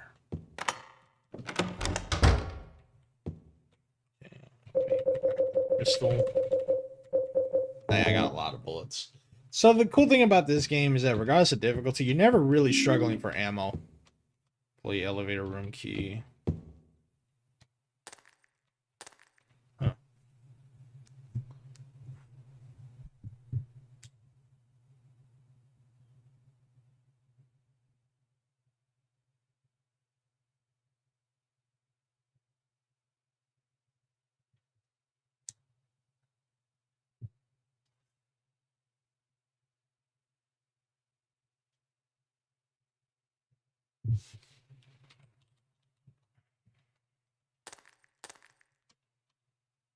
What's this?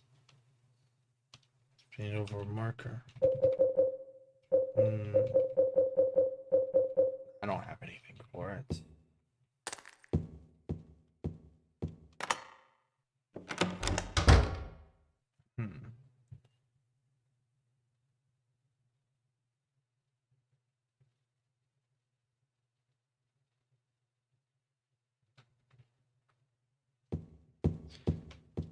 So I'm probably gonna have to find something to get rid of that. I think that there's one area I haven't checked. And, let's see. Let's go down here.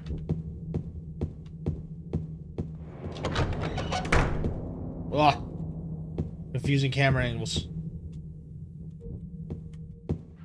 Oh no!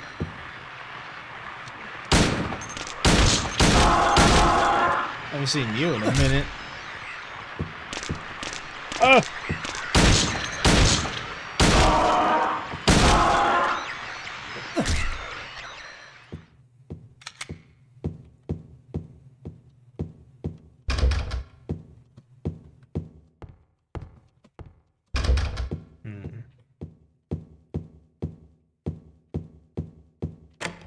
It's locked. Alright.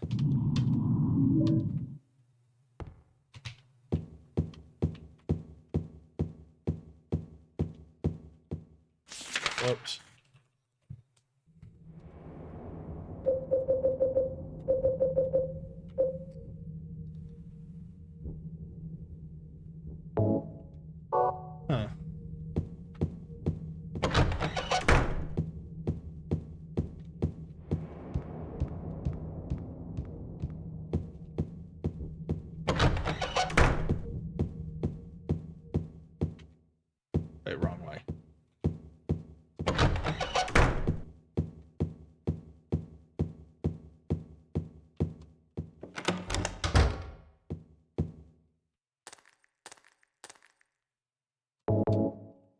Try this.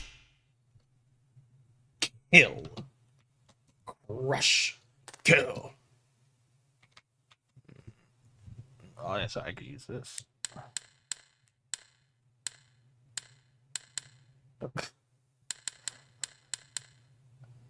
Are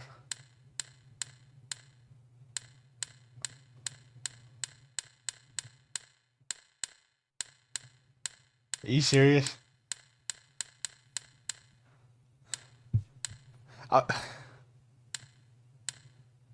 There's no K here. I was hoping there would be like I could say Keck W, you know? Oh shit. Fuck! There we go.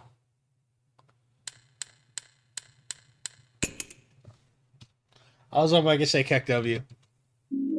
Cinderella music box. Awesome.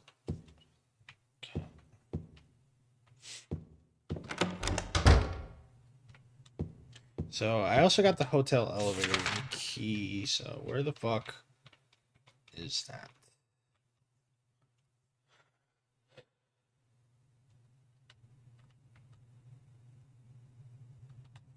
Maybe.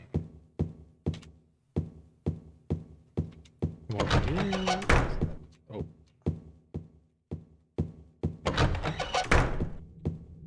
Let's go this way.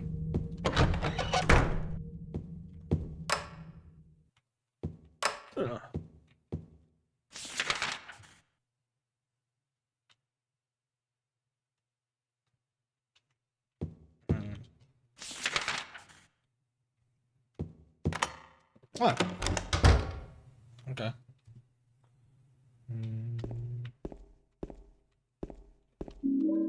Health drink. You know, whenever like health items are like drinks and all that stuff, like for example, like the Dead Space health packs, or yeah, the health drinks here. What do you think? Like, you know, and what do you think they taste like? You know.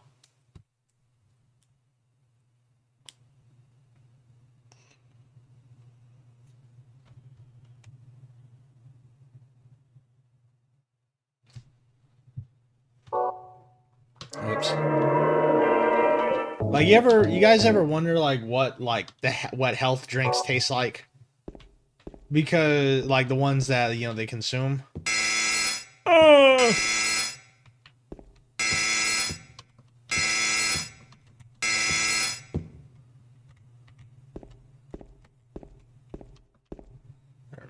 Nothing is written.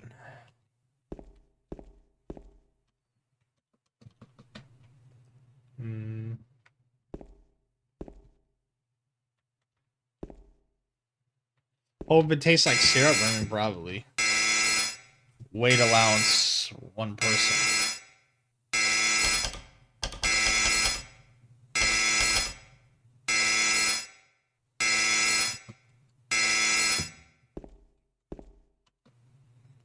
So I can store my stuff here.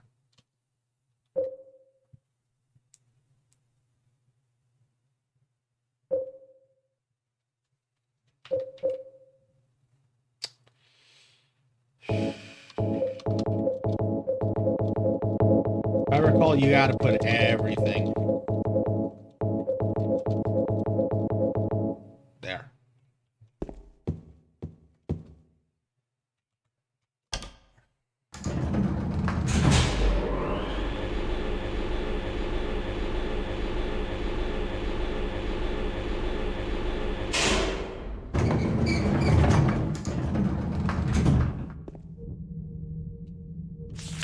Hotel map for employees. James is carrying so much shit that he weighs more than 1 person. I think that's kind of funny, honestly. Is it this one? That one. Right, this probably means something.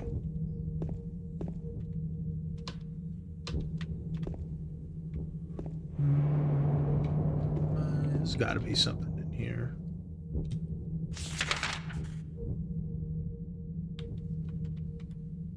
Oh, what is that on the shelf? No white music box.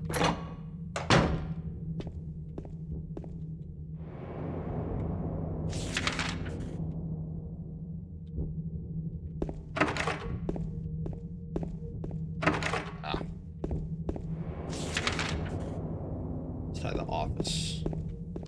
What's this?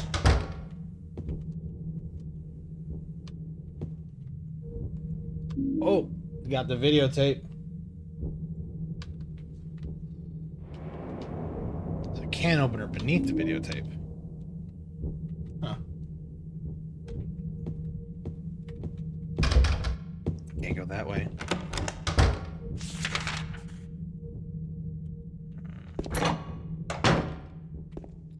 Yeah, I don't know if I want to go down that way just yet.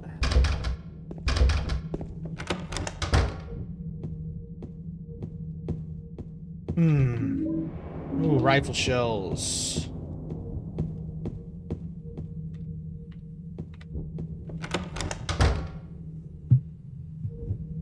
Oh, oh, excuse me. What do you mean it's too dark to read the goddamn... Oh, my God.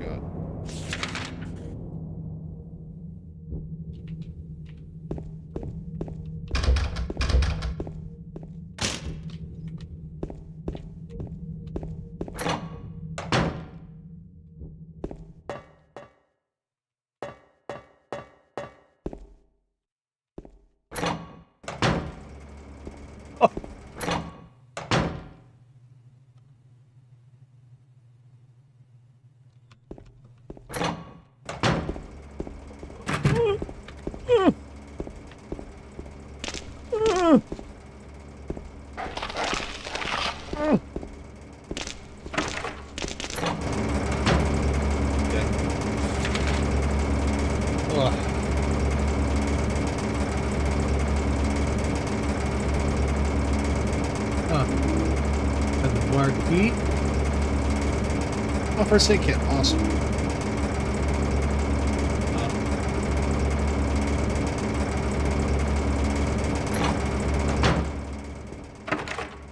Okay. Oh, did not mean to hit that button. Motherfucker. Oh! Oh! Oh! Fucking...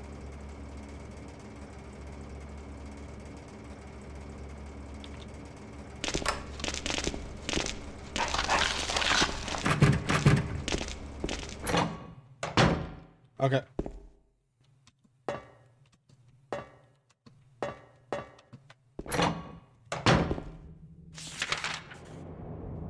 Okay,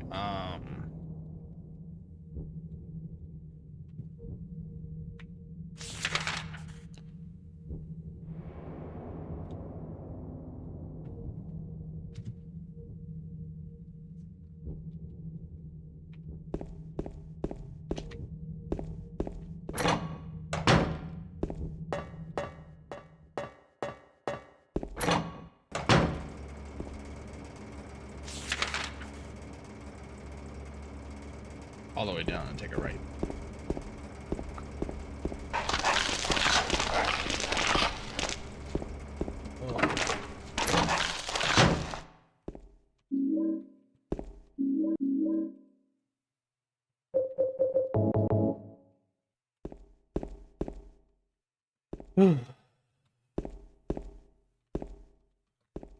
Very stressful game. Swear to God.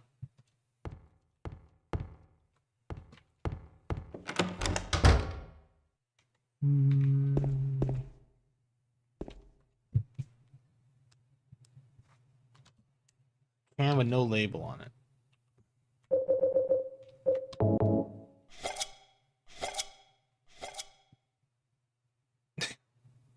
There's light bulbs in the can.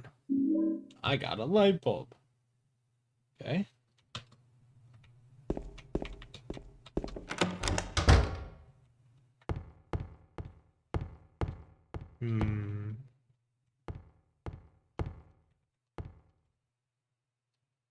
It's too dark to find the keyhole. Oh. There's a lamp on the counter.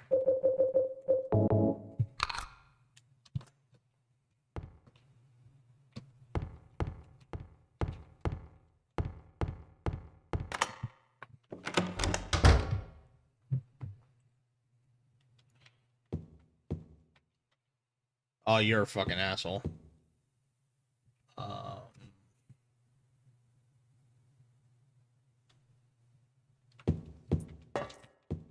go up here? Nope. All right. You know what? Yeah, you're a fucking asshole.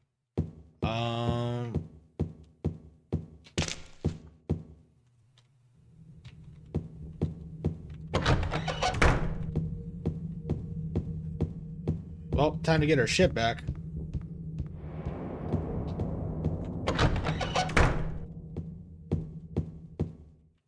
Oh wait, I think I went the wrong way.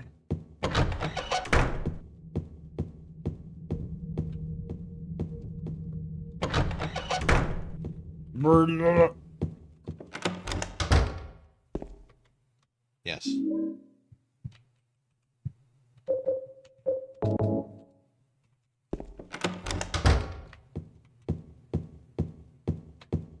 Oh, what the? Okay.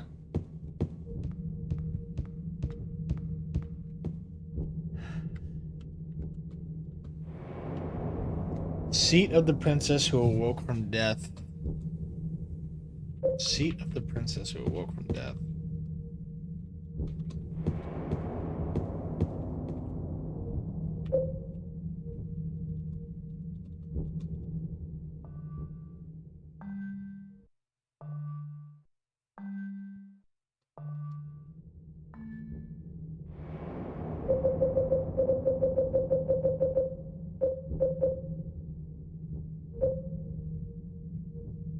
Hmm.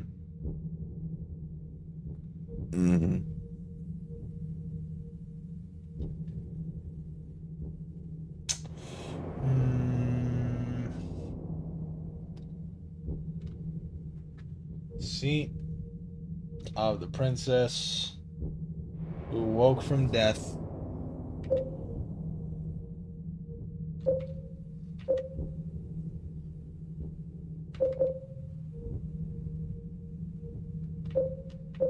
I don't know. I'm just gonna put them in like, let's see, order. I have to put them in a specific order if I recall.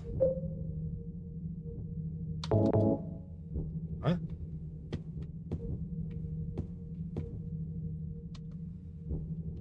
Oh, see, no. Seat of the princess who fled at midnight. Seat of the princess who awoke from death. Seat of the princess who spoke no words. Okay. Seat of the princess who fled at midnight. That is Cinderella.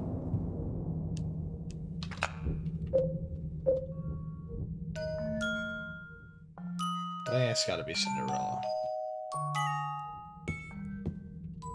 Seat of the princess who awoke from death, that's obviously Snow White.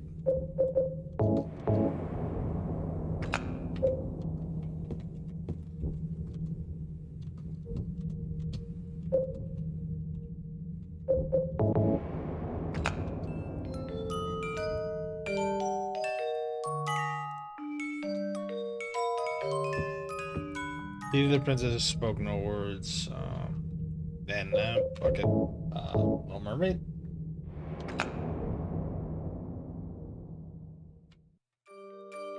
Oh, hello.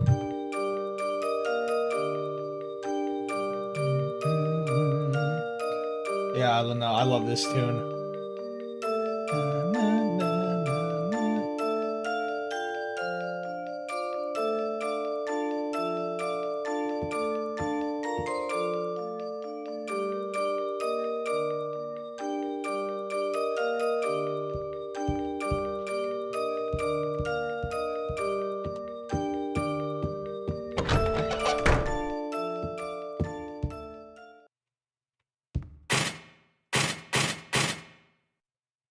Huh. Whoa.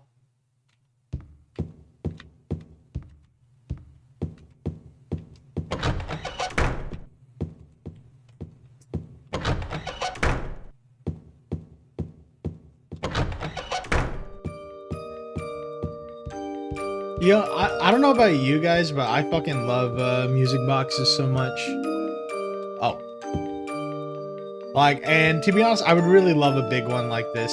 Like, you know, if I ever if I on like the very unlikely scenario that I own a house in the future, I would love a big ass fucking music box like that. Like, y'all fuck with music boxes? I love music boxes. Okay.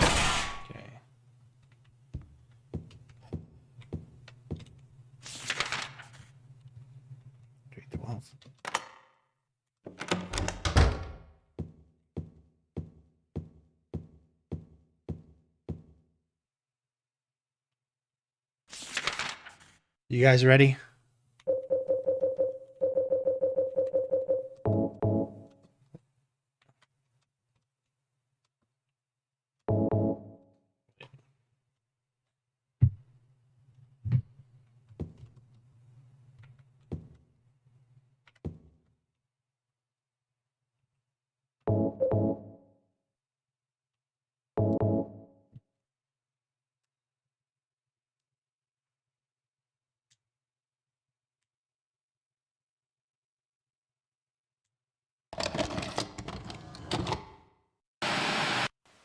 Are you taping again? Come on. I don't know why, but I just love it here. It's so peaceful. You know what I heard? This whole area used to be a sacred place. I think I can see why. It's too bad we have to leave. Please promise you'll take me again, James.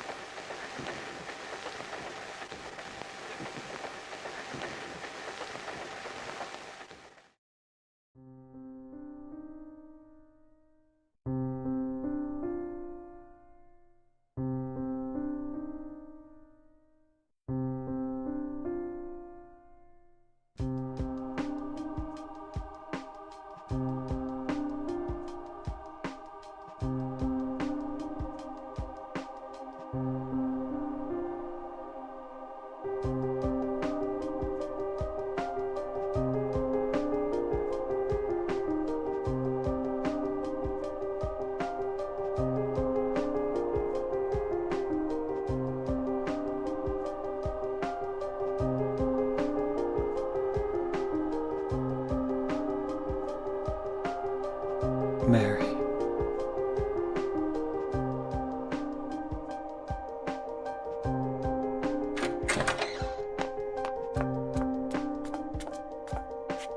So there you are, James. Did you get the letter? Did you find Mary? If not, let's get going already, okay? Laura.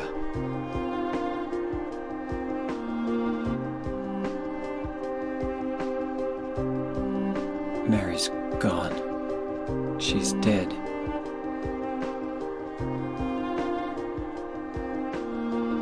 Liar, that's a lie! No, that's not true. She died because she was sick? No, I killed her.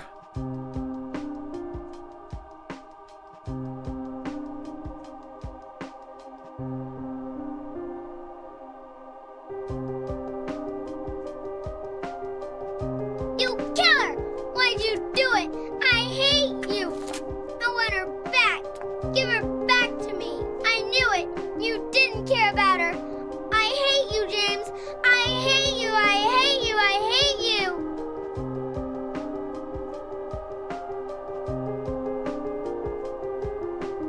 She was always waiting for you. Why? Why?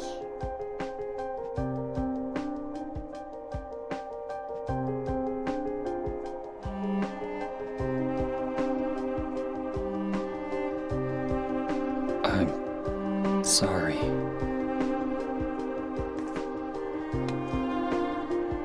The Mary you know isn't here.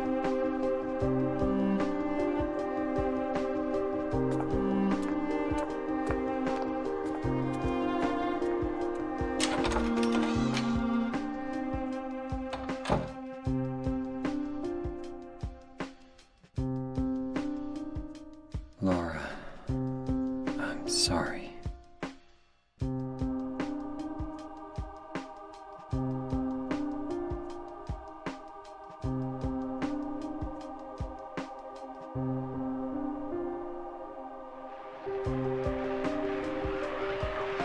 James, where are you? I'm waiting. I'm waiting for you. Please come to me. Do you hate me? Is that why you won't come? James, That voice! James, please hurry. Are you lost? I'm near. I'm waiting nearby, James. Please. I want to see you, James. Can't you hear me? James. Please, James. James. James.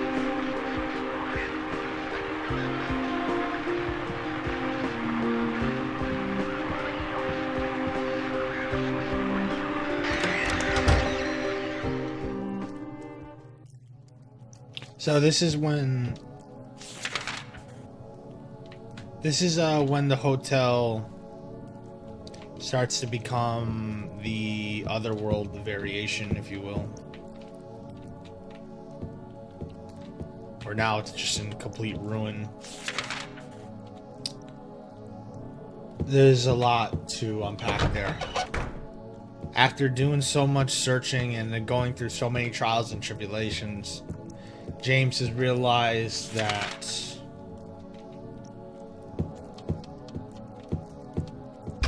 has realized that he was the one he's the one who killed his wife. He's the one who's responsible for his wife's death, at the very least. She fuck.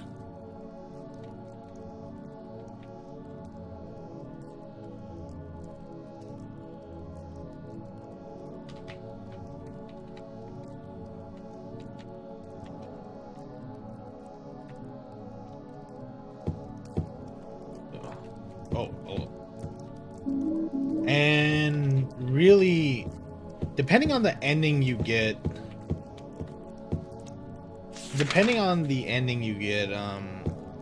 it really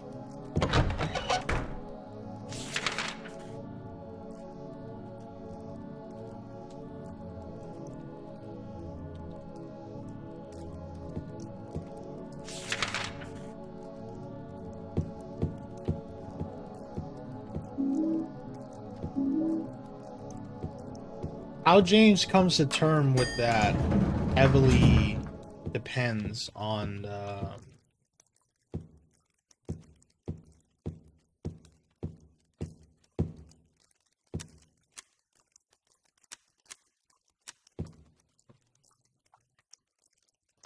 how he comes to terms with that.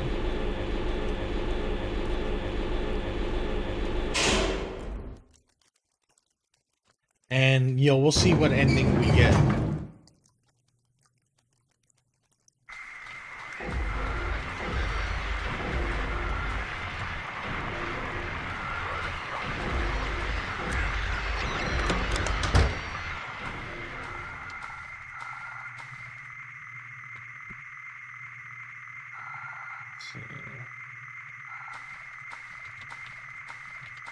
Fucking,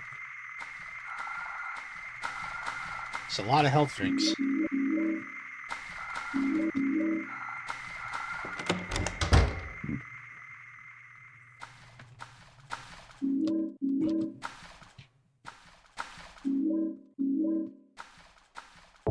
But yeah, we realized that the person that we've been playing this whole time had killed his wife despite searching for killed his wife,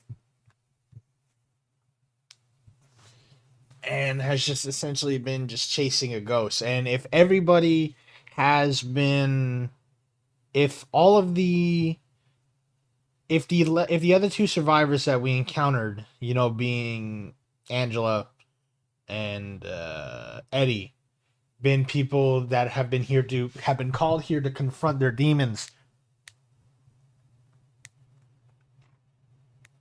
which with Angela, it's the clear familial abuse and all that, which it's familial abuse and the circumstances around that. For Eddie, it's his willing to inflict pain upon others to take control. And then it's clear that James was called here because he killed his wife. And obviously there is a lot of weird info too, because James insists that Mary died 3 years ago. However, Laura says she turned 8 last about a week ago. She says she talked to Mary and received that letter from Mary, wishing her a happy 8th birthday, and that was a week ago. But how is that possible when, according to James, Mary died 3 years ago?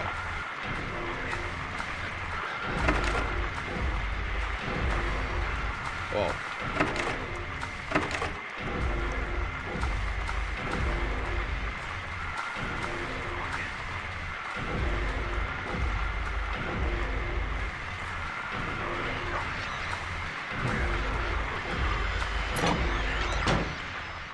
Oh. This is my favorite scene in the whole game.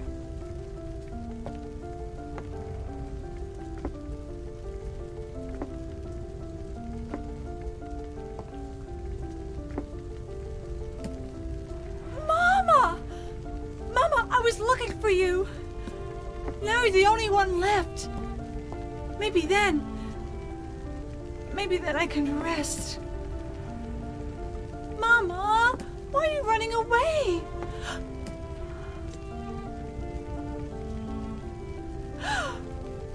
You're not my mama. It's you. Oh, I'm sorry. Angela, no.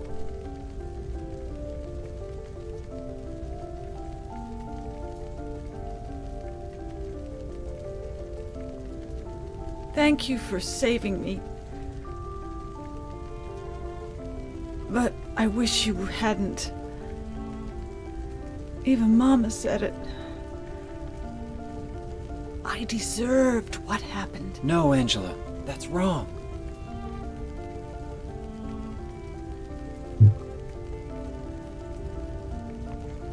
No, don't pity me. I'm not worth it.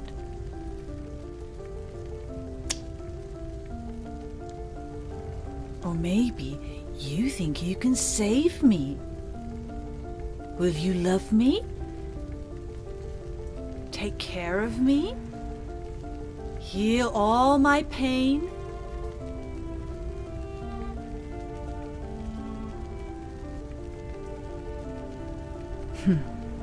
That's what I thought.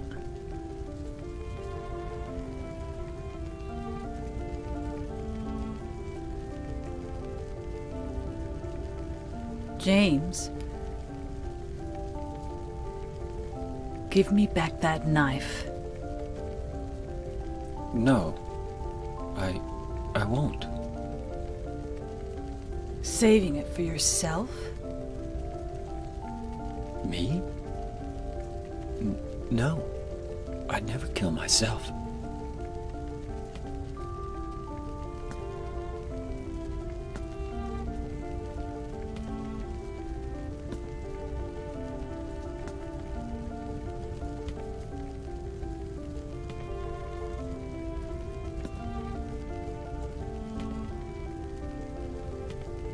It's hot as hell in here. You see it too. For me, it's always like this.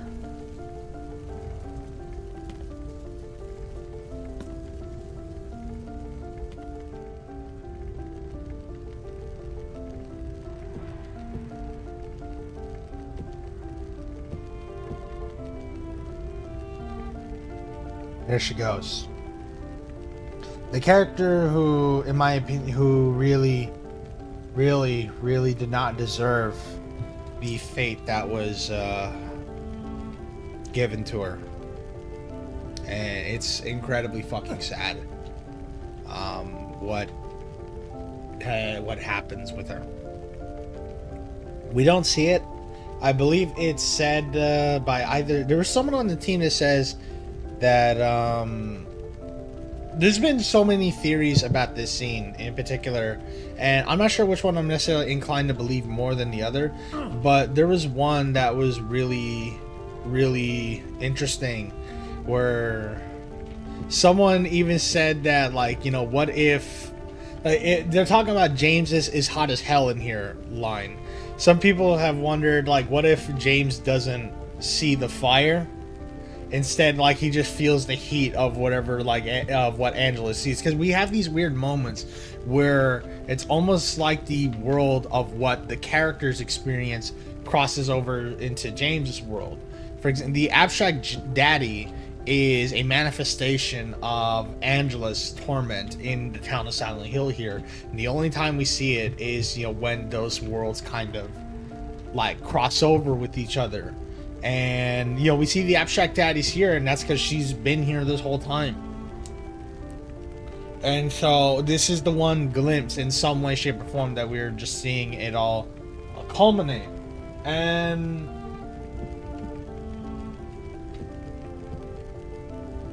now I believe it because, how do I put this? James Sunderland was also used as a corpse in Silent Hill 3. For when you see Harry Mason dead. And in the original version, the camera is like panned down, so you can't see, you know, his face, so you can't see that it's clearly James. That's the one cool thing. I think that's the one thing I kind of liked about HD Collection. They made a model of Harry, like, to fit in with the game with that scene. But man.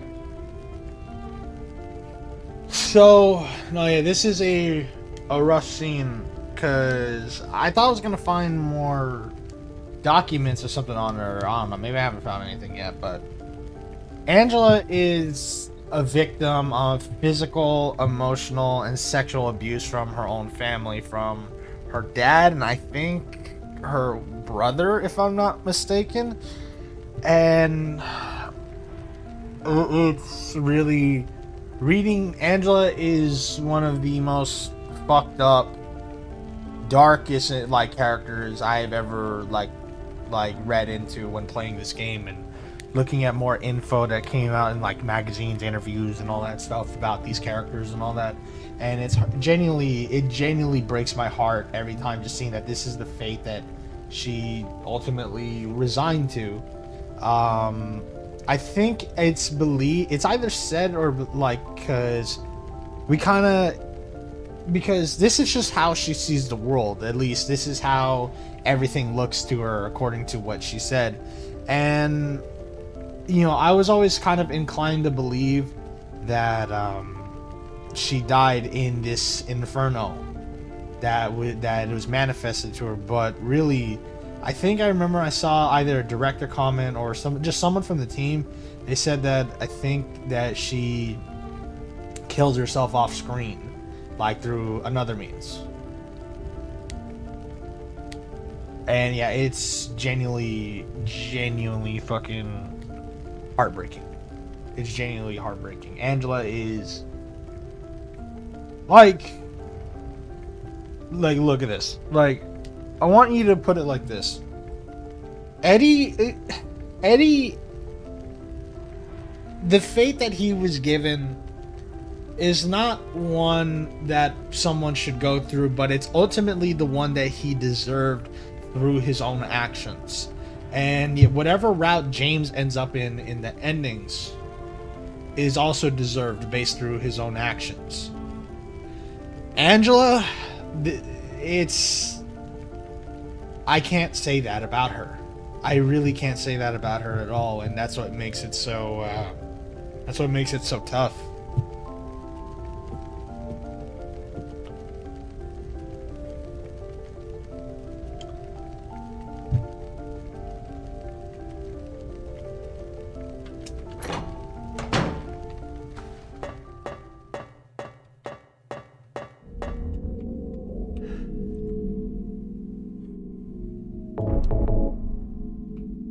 Like, Angela is just really, it's just really sad.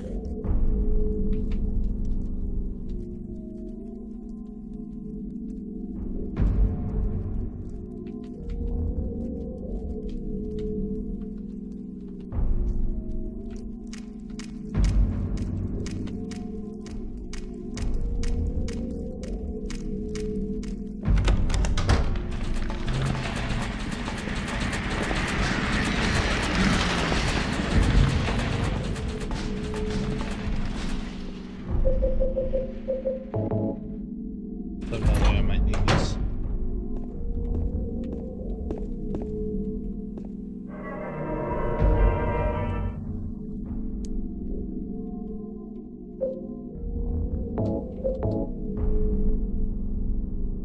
Five hours.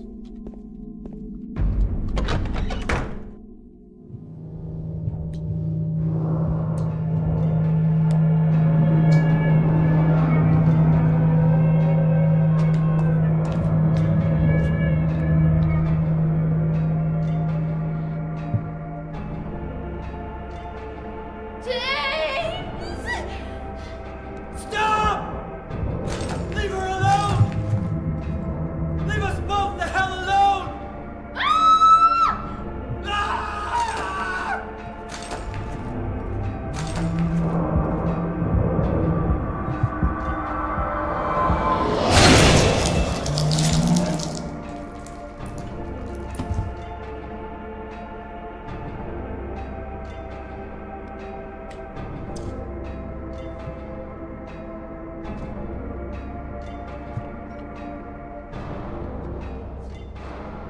I was weak.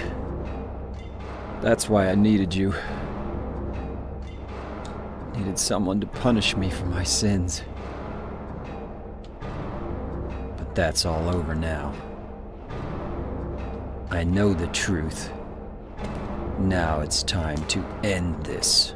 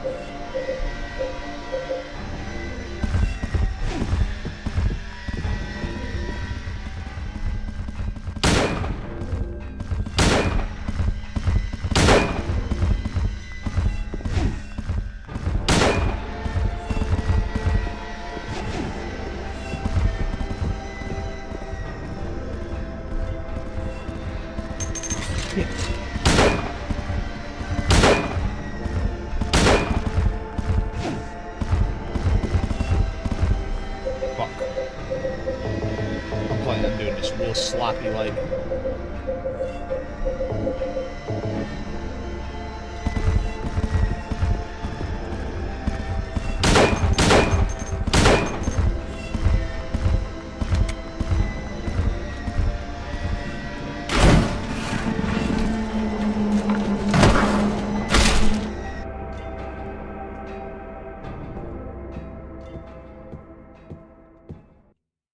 Pyramid Head won't move anymore.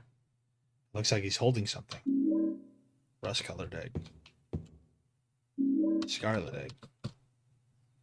I don't need this anymore. It's just a corpse now. It's locked.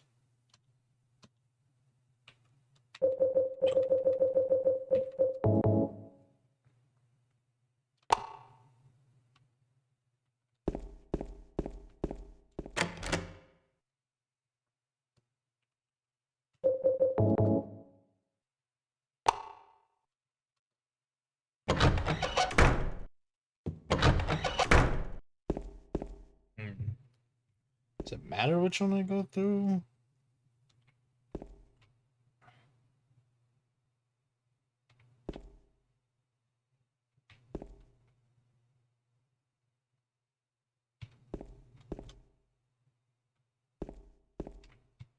Hold on, I gotta pee real quick, y'all. I gotta pee, and then we could finally go about beating the game.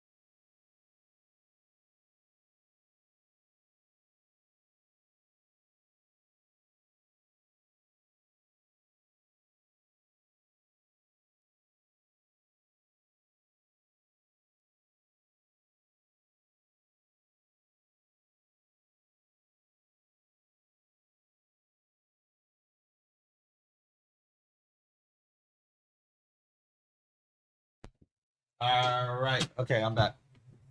Hope you're doing well, everyone. Just had to do a quick bathroom break, is all.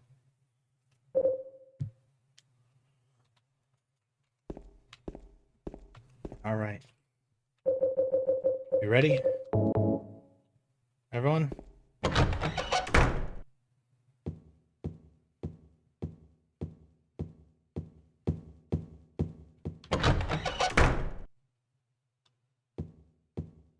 Mary? What do you want, James? I brought you some flowers. Flowers? I don't want any damn flowers. Just go home already. Mary, what are you saying? Look, I'm disgusting. I don't deserve flowers. Between the disease and the drugs, I look like a monster.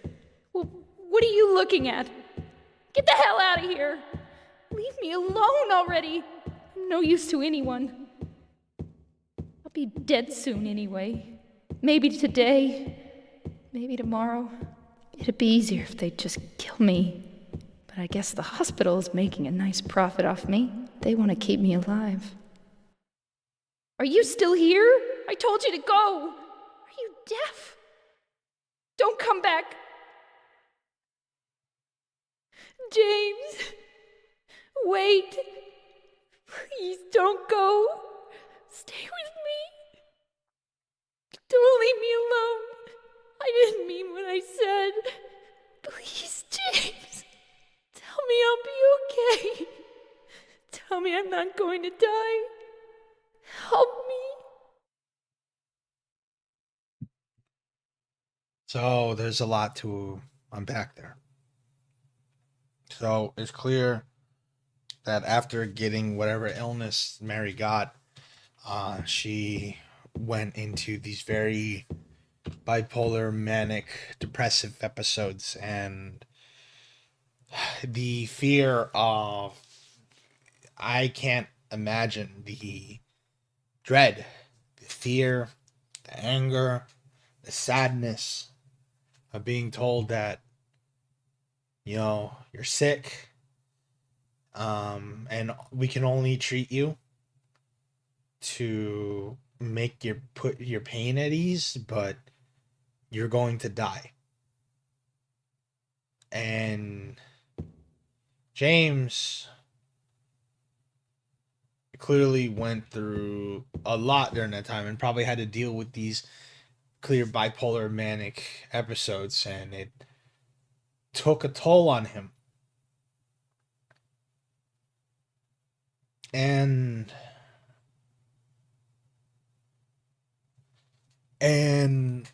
so to kind of get into it,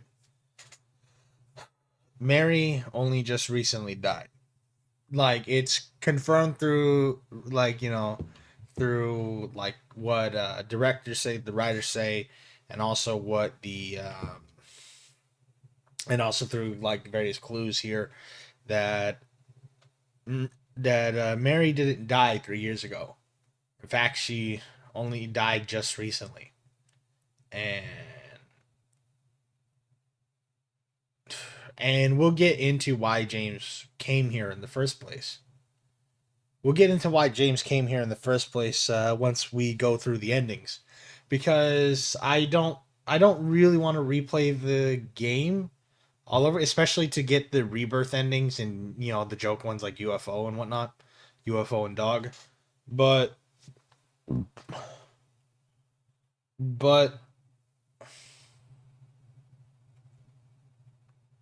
James,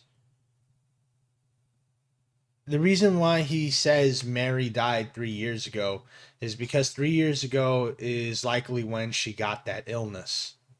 And ever since she got that illness, his life forever changed. His life forever changed. And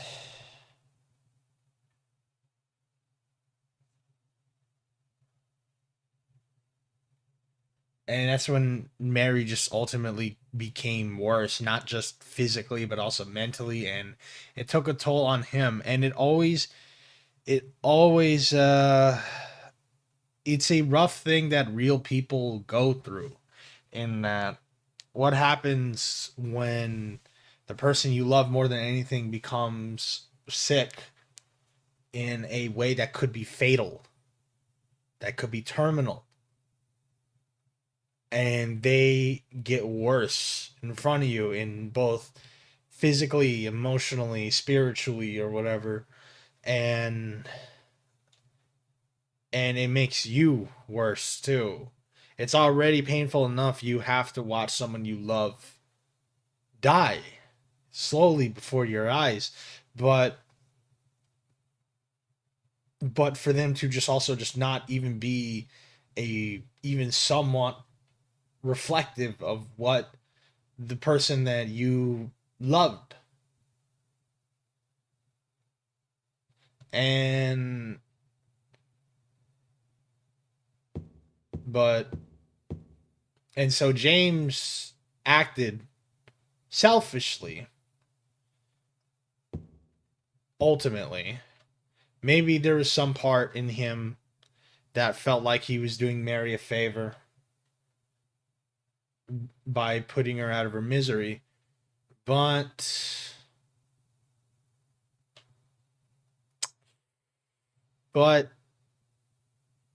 he did ultimately act selfishly because he just wanted to be free.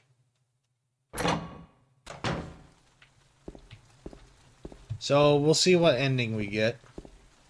I'm pretty sure we're gonna get the leave ending, because I'm gonna be real, you can just get the leave ending just by playing the game. I feel like the leave ending is too easy to get. Yeah, I feel like the leave ending is too easy to get, whereas I feel like In Water should be the default one that you get by playing the game normally, whereas leave should be the one that you have to earn. But I don't know.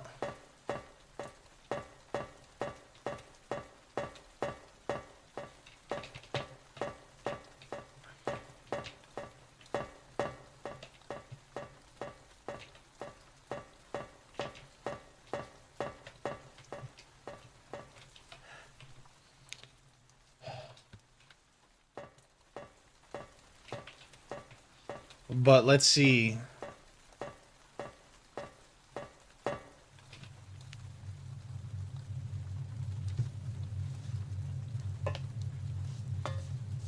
Mary?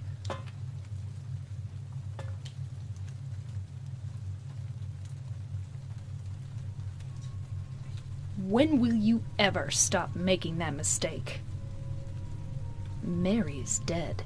You killed her. Maria? It's you. But I don't need you anymore. What? You must be joking. But I can be yours. I'll be here for you forever. And I'll never yell at you or make you feel bad. That's what you wanted. I'm different than Mary. How can you throw me away? I understand now. It's time to end this nightmare. No! I won't let you. You deserve to die too, James.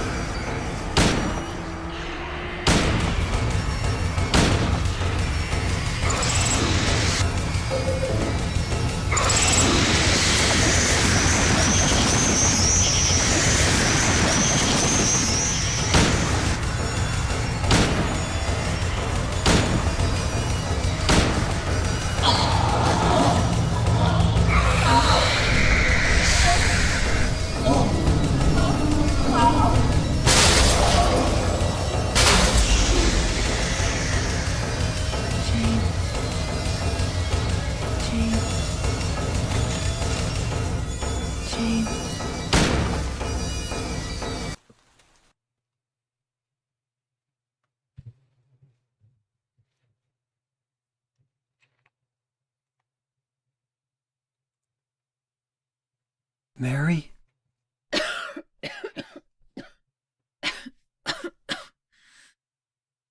James. Forgive me.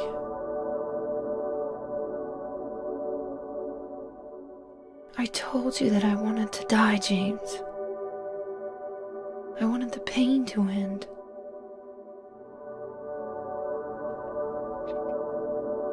That's why I did it, honey. I just couldn't watch you suffer. No. That's not true. You also said you didn't want to die. The truth is, I hated you. I wanted you out of the way. I wanted my life back. James, if that were true, then why do you look so sad?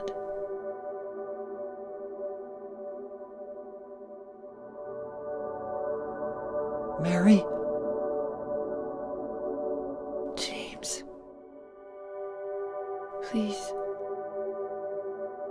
Please do something for me.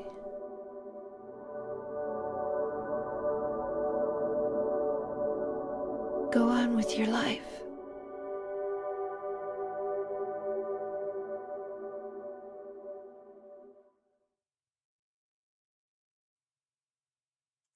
We gotta leave. In my restless dreams, I see that town. Silent Hill. You promised you'd take me there again someday, but you never did. Well, I'm alone there now, in our special place, waiting for you. Waiting for you to come to see me. But you never do. And so I wait, wrapped in my cocoon of pain and loneliness. I know I've done a terrible thing to you. Something you'll never forgive me for. I wish I could change that. But I can't. I feel so pathetic and ugly laying here, waiting for you. Every day I stare up at the cracks in the ceiling, and all I can think about is how unfair it all is. The doctor came today. He told me I could go home for a short stay. It's not that I'm getting better. It's just that this may be my last chance. I think you know what I mean. Even so, I'm glad to be coming home. I've missed you terribly. But I'm afraid, James. I'm afraid you don't really want me to come home. Whenever you come see me, I can tell how hard it is on you. I don't know if you hate me or pity me, or maybe I just disgust you. I'm sorry about that. When I first learned that I was going to die, I just didn't want to accept it. I was so angry all the time, and I struck out at everyone I loved most. Especially you, James.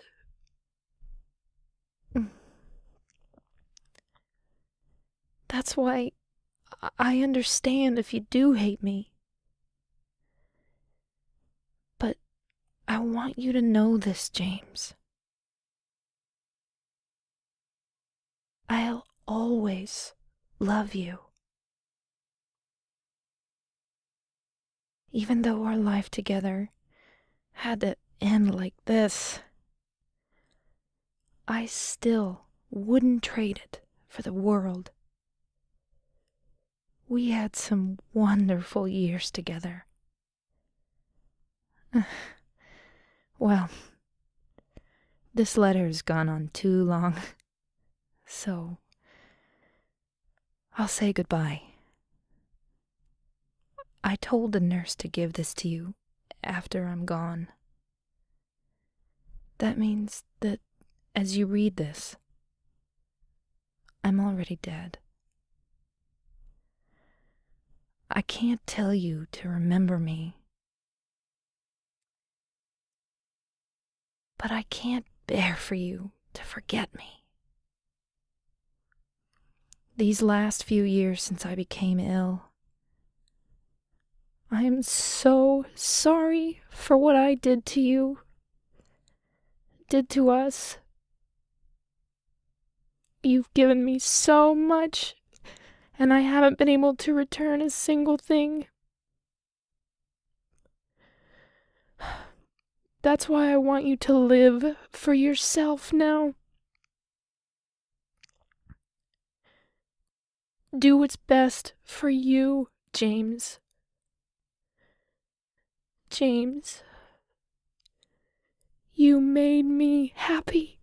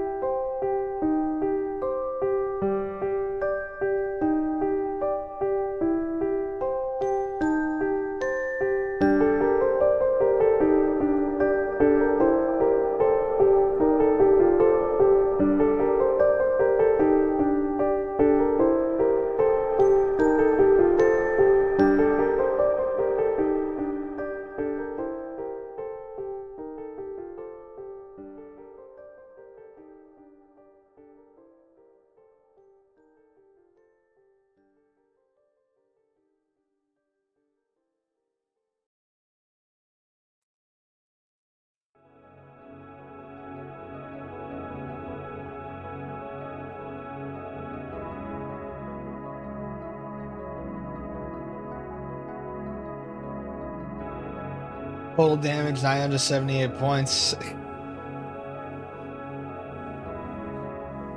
Not even a boat stage time. What the fuck?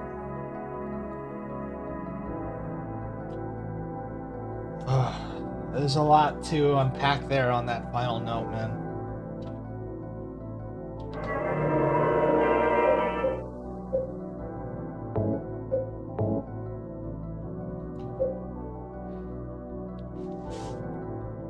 Yeah, I don't have a lot of storage left.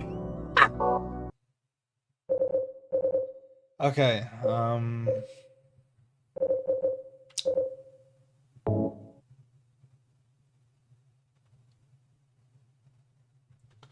so that was Silent Hill 2. We got through it and we got the leave ending. There's a lot to unpack there with that final no. And yeah, it's even more apparent from the final note that when James says that Mary died 3 years ago, he's talking about when she got sick. And that the 3 years for him has been basically a hell in its own right. But first, I want to get the endings ready.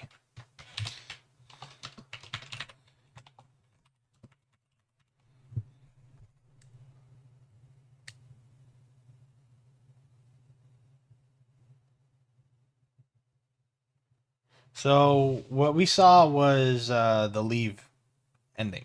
You know, what we saw conveyed was the leave ending, which is one that you basically get this ending just by playing through the game normally. You know, that's the one we just saw, and this is James confronting what he did and atoning for what he's done, or confronting what he's done, accepting it, taking account for it, but learning to live, and also just abiding by Mary's wish to just live. And there's a lot to unpack on the end scene here. That's why I did it, honey. To die, James. So we even said, like, yeah, I told you I wanted to die, James, and James also said you didn't want to die. This has to do everything with the bipolar manic depressive episodes that Mary was having. She wanted to die to be free from the pain that not only she feels from being sick, but also she's aware of the pain that she's inflicting upon others, especially to James. And she feels intense guilt and remorse over all that.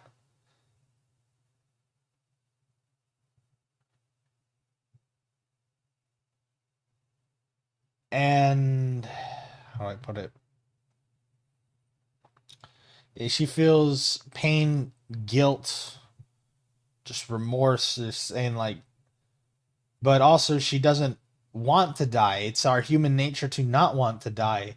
And ultimately, like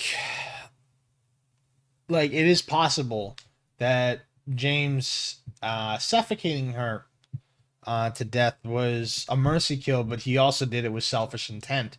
He wanted to be free of it all. As a matter of fact, it's confirmed too that the reason that James drove to Silent Hill to kill himself. That's why he was there in the first place. That was his goal. He killed his wife, and part of it was mercy, but James admits that a big chunk of it was wanting to take control, anger, frustration, and feeling trapped. He wanted to be free, but at the same time, everything that he went through, even prior to coming to Silent Hill, was just too much for him to bear, that he ultimately like just wanted to not like live anymore. However, coming to Silent Hill, confronting his demons, seeing, and not only that, he gets a good look at Eddie and Angela. Like in the Leave ending, it allows him to get a good look at Eddie and Angela, to think, to see what giving in to it looks like. And this is a James that takes account and realizes he doesn't want to go through that same kind of like that. He doesn't want to give in and be subjected to the same fate that they have been subjected to. As a matter of fact, like even the foreshadowing, like before we see Angela's and Eddie's fates, if you remember, we see 3 gravestones. One has Eddie's name, one has Angela's name, and one has James's name. And Eddie's and Angela's graves are filled. They already have, dirt in them, implying that, that a corpse is already in there. That's the game saying that their fate, like that's the game saying before you even see it, that their fate has been sealed. They are going to give in. They are going to die here. They came here and they couldn't overcome it, and they die as a result. Whereas James is left open. His has no dirt in it. He doesn't have, so it basically is something to the player like, how are you, James, going to go about this? These two are already lost. But what about you? And the Leave ending, in my opinion, the Leave ending is too easy to get. I wish In Water was easier. Was like the default one you get just by going through the game normally, and Leave is the one that you got to put in some work. Because the thing about it is that it's affected through gameplay changes. All of the endings, or at least the main 3 endings that you could get on a first playthrough, Maria, In Water, and Leave, because all the other ones typically require repeated playthroughs. Rebirth needs a repeated playthrough. There's no fucking way you're getting UFO or Dog on your first try. I think you need to actually have beaten the game to get Dog. I don't recall. But I know you need to beat the game to get Rebirth. Either way. And even then, Dog and UFO are joke endings. But so, but all these are affected through certain gameplay changes that it like they like they're affected by it. And Leave is a James that wants to live. Ultimately, James comes to Silent Hill to kill himself. But in Leave, this is James's journey has molded him into wanting to live more than ever.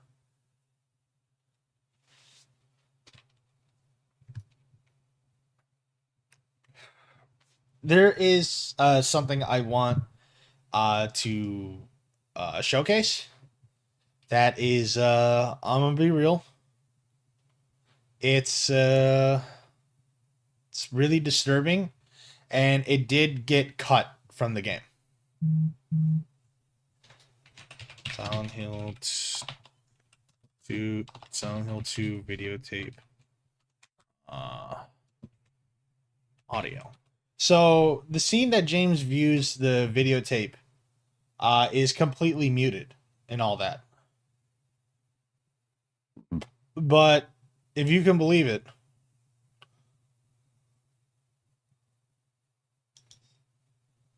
if I want to say which ones of these it could be, I think this one might be it. Are you taping again? Again, James? Keep in mind, this is fucked up. This is what originally was going to be like.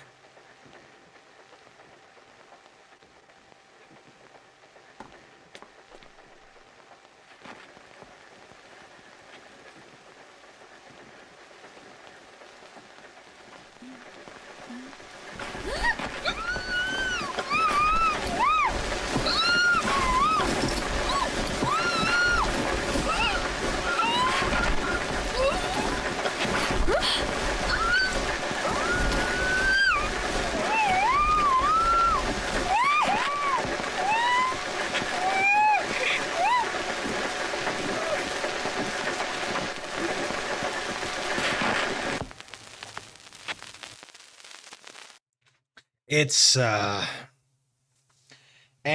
if I recall, it was scrapped. It was scrapped because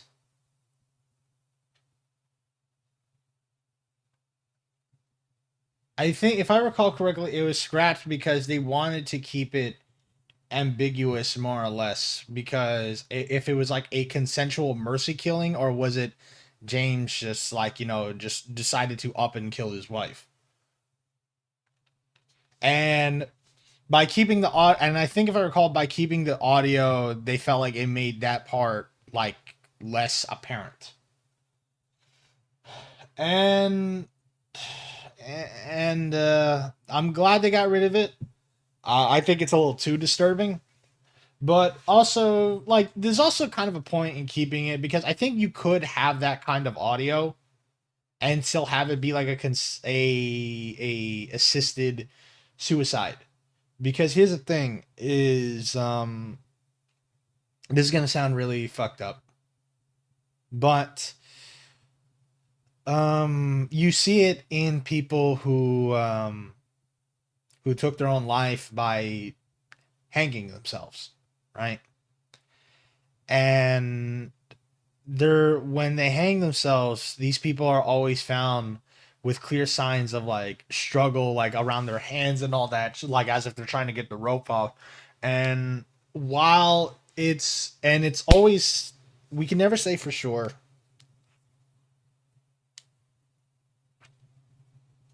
For the people that were successful, but hell, I mean, even for the people that attempted and it didn't work out, thankfully didn't work out for them. They fought, period. And some of them have that epiphany of, oh, like I realized at that moment I didn't want to die. Like I actually didn't want to die.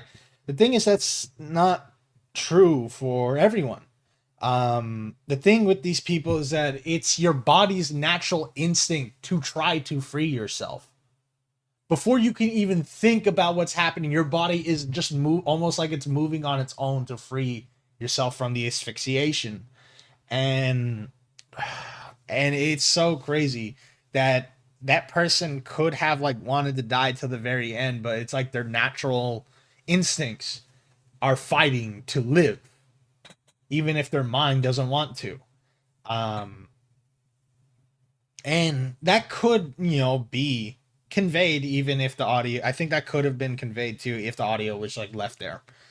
That because she's being suffocated, and suffocation is a horrible way to go. Asphyxiation is a horrible way to go. Absolutely.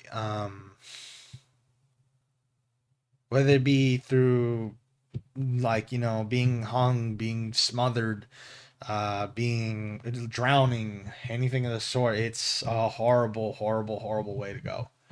And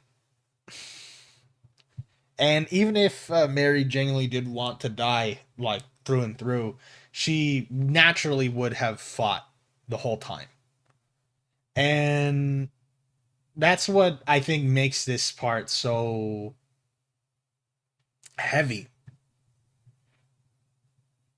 Is because even if Mary genuinely did want to die, like, or at least, like, that part had more power, that influence, that desire to be gone and free of her pain, was longer than her will, was stronger than her will to live, she still would have fought to live because it's natural.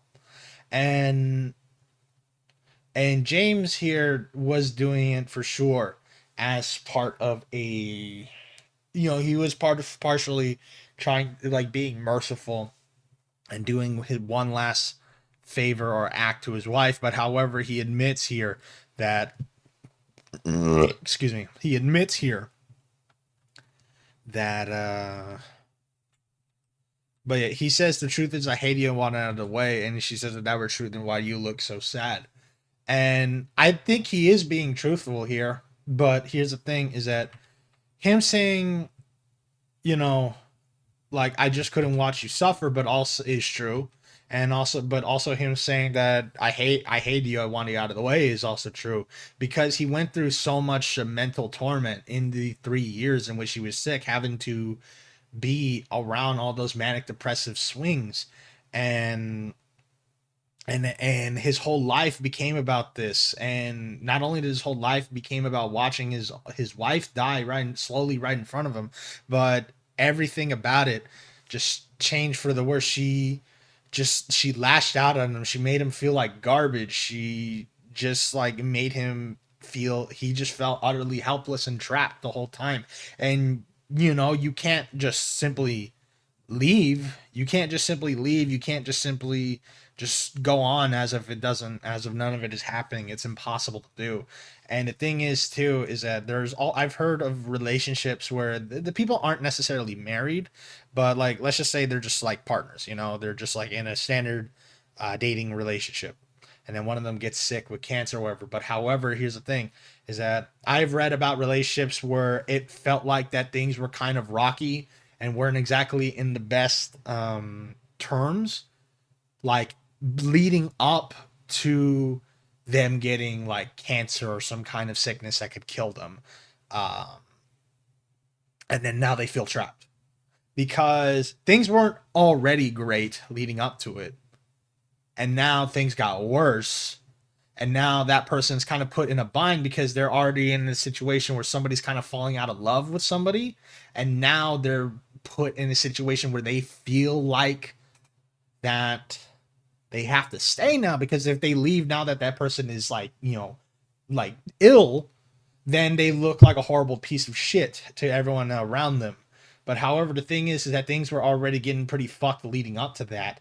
And things were already getting like, pretty fucked leading up to that. And something just had to give in the first place. And ultimately, in my opinion, in a situation like that, this is not really like what James and Mary were going through. At least I can only infer that things generally for them were pretty good, but the illness made everything for the worse. Not just for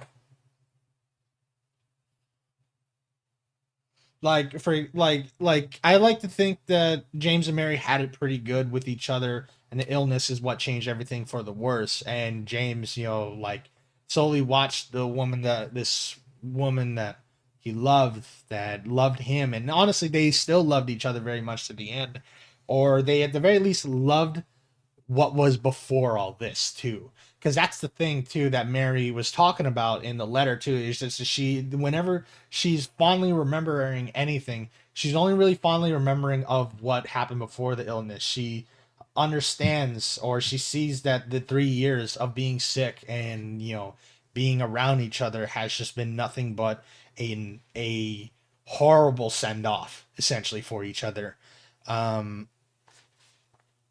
So James leaving like when everything was good, and then this would be definitely considered frowned upon. In my opinion, though, in the other situation that I talked about, were because I've read relationships where two people are going out, and then the relationship is like not really like good, like things are very rocky and all that stuff, and then one of them gets sick, and now they feel trapped with this person that they were already kind of falling out of love with beforehand. I think it's best for everyone that the person leave, in my opinion. And the reason I say that, and for that particular instance, is because the person that is falling out of love with the one that's ill is now feels trapped and stuck with this person that they were already just kind of like not really happy with in the first place, and now you have to watch that person die before your eyes essentially. Like obviously if it's like cancer, they can still beat it, go have it go into remission and all that, but there's still always that possibility that they could very well die. And even people that do beat it and go into remission, the amount of wear that happens on the ones that even beat it, it's pretty ugly to look at. It's pretty ugly to see. And regardless of your standings with somebody, regardless if you hate someone, if you're neutral, or if you like them, or if you love them, watching someone just slowly just kind of die in front of you is taxing. It's horrific. It's traumatizing. It's just painful regardless. Like, it's just something that the human mind just cannot bear to see and like come out fine on the other end. Um, but also for the one who's ill, it means that they also won't be in a loveless, like the person who is ill with the very real, um they are owed to also be in genuine loving relationships of all kinds if they are to die essentially for whatever time that they have left, and they shouldn't be part of one where nobody gets anything of a value in terms of love either. So I think it just works out for everyone, even if it is really shitty to have to leave someone who is like ill like that. But what I'm talking about though is a very specific circumstance and not really applicable to James and Mary in this case. Um, but this is James just coming to terms what he's done, and but also just kind of like you know um like just coming to terms with what he's done, but also just like going on Mary's like wish to him to live. And it shows him walking off with with Laura. And a lot of people kind of presume that this is James potentially continuing on Mary's like wish or desire to adopt Laura, because in the letter to Laura, Mary says, if things had gone differently, I would have loved to. I would have adopted you. And people assume that this is what James's next step is in the Leave ending. But even then, why is who's to say that's gonna work out well? Like, even though the Leave ending, this is considered like the happier ending and all that, and I do think it is in comparison to both the Maria and the Leave and the In Water ending. Who's to say that James and Laura are even going to be fit for each other? Like, as a as a father and daughter, uh, bond from here on out, and because the last interaction the last interaction that Laura had with James.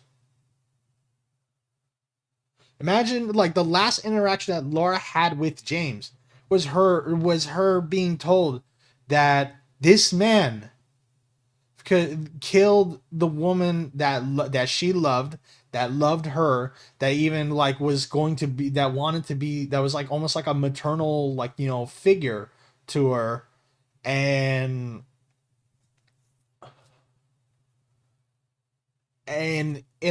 from Mary's letter to Laura, Laura says, like, I know you like, you hate him, you like, referring to James. And so it's clear that, Laura had some, just detested him even prior to the events of Silent Hill 2. And we hear all that stuff, like, you didn't love Mary anyway, and all that stuff.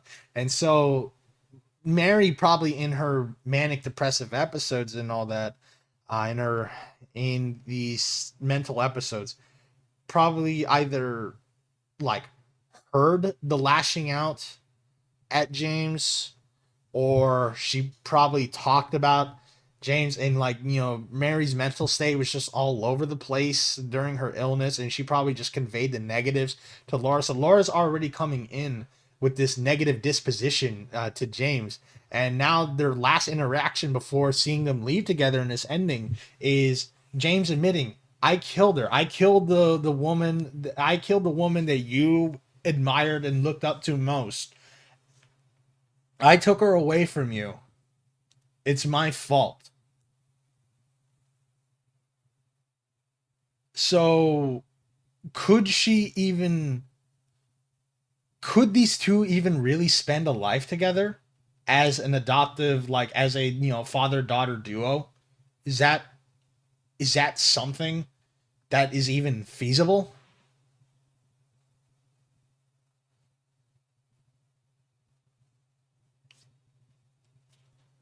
Like, this is only the best ending because James didn't die. This is only technically the best ending because James didn't die.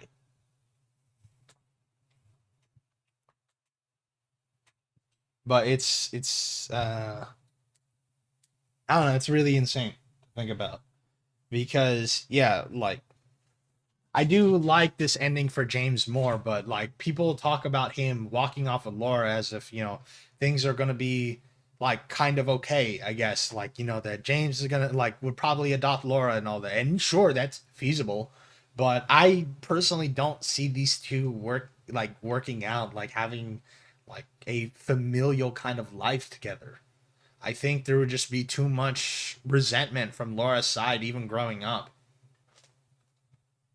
But I don't know. We'll get to the Maria ending, but first I need to pee. Yeah.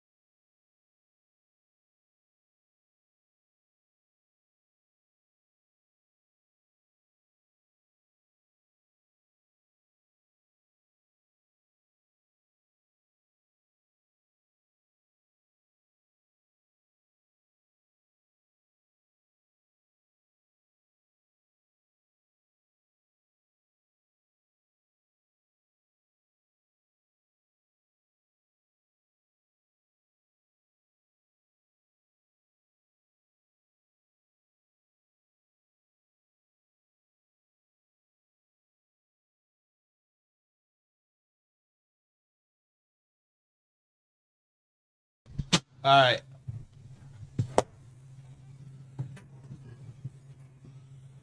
Okay.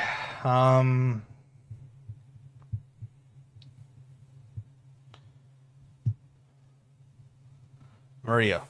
So this is to get the requirements for this ending, you need to be very, and I mean very protective of Maria when in the times that you're escorting her. I don't think you're allowed to really let her take damage. Definitely can't injure her. When that conversation happens at the very end, like when you get the flashback memory of Mary lashing out at James, you need to completely skip it, just run down the hall and just go through the door. But also, like, how do I put it? But also when Maria falls sick in the hospital section of the game, you keep continuously like checking up on her. Do that, and then you will get the Maria ending. This is essentially like James feeling like he can't live without his wife in some way, and but is latching on, basically. So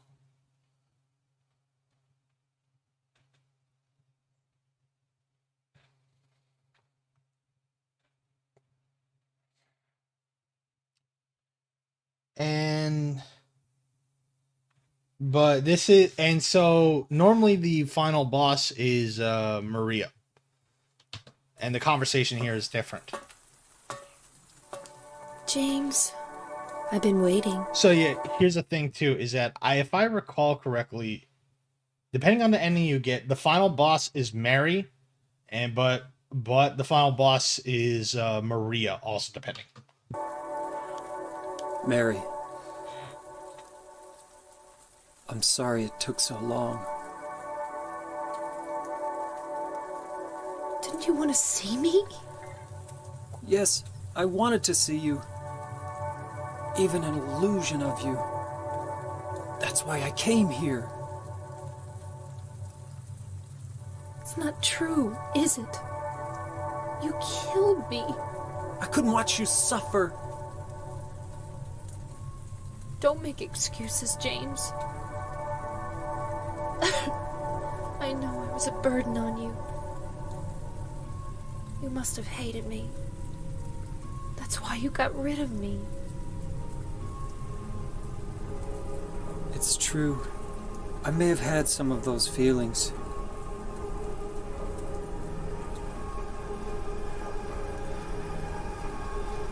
It was a long 3 years. I was tired. That's why you needed this Maria person? James, do you really think I could ever forgive you for what you did? Yeah, this is where, same transformation as always. So, to kind of get into this part at the very least. So, James can't bring himself to fess up and be honest about, like, why he did the thing, why he killed her. At least one of the reasons why. He latches on to I just couldn't make, I couldn't watch you suffer. However, Mary coaxes it out of him by saying, that's not, don't make excuses. You must have hated me. That's why you got rid of me. And she coaxes it out of him. And even then, James says, it's true. I may have had some of those feelings. So he's only partially admitting to why he did it. And he just continues to make excuses to saying he was tired, after those 3 years. And this is a James that has found comfort in Maria. Maria is basically this visage of Mary, but a more illustrious, a sexier one that could, Like, one that could meet his every needs. But watch this.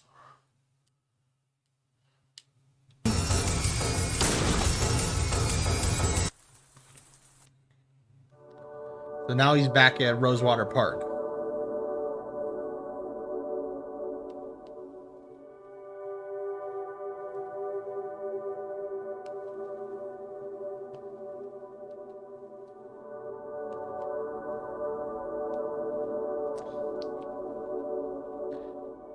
You killed Mary again?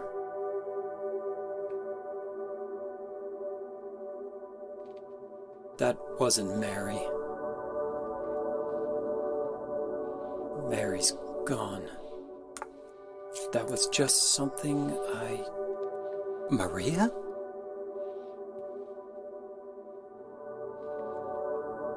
Maria? What, James? I want you. I want you with me. Are you sure? Come on. Let's get out of here. What about Mary? It's okay. I have you. Senna, you missed me talking about the Leave ending.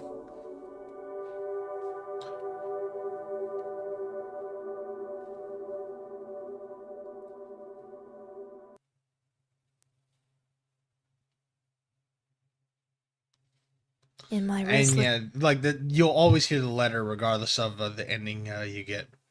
But as I said, this is a James that feels like he doesn't need Mary at all, and has basically become obsessed with this more quote unquote ideal visage of her through Maria, and has become obsessed with her.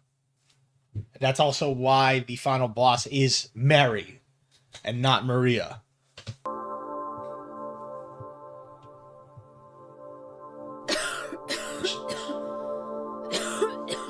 You'd better do something about that cough. And it leads into that. So we already saw signs of Maria being sick and having to take pills, but now that happens. She's coughing just like Mary did. And James just coldly just says, "You better do something about that cough." And this is a James that is just doomed to repeat the same fucking fuck ups.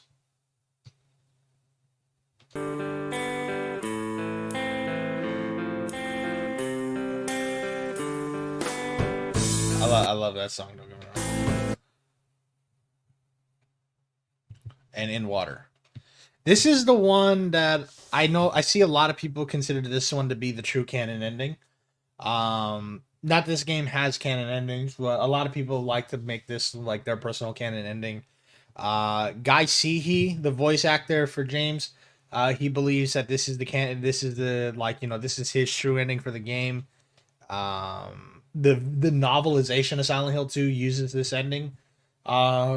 This is definitely probably one of the more popular endings of it, for sure. Like, Dog is the most popular ending, and then I'd probably say this and Leave. But to get the requirements for this ending, James needs to have no self-preservation at all. Personally, I feel like the Leave ending is canon to me. For me, I can take either Leave or In Water. I could take either Leave or In Water, personally.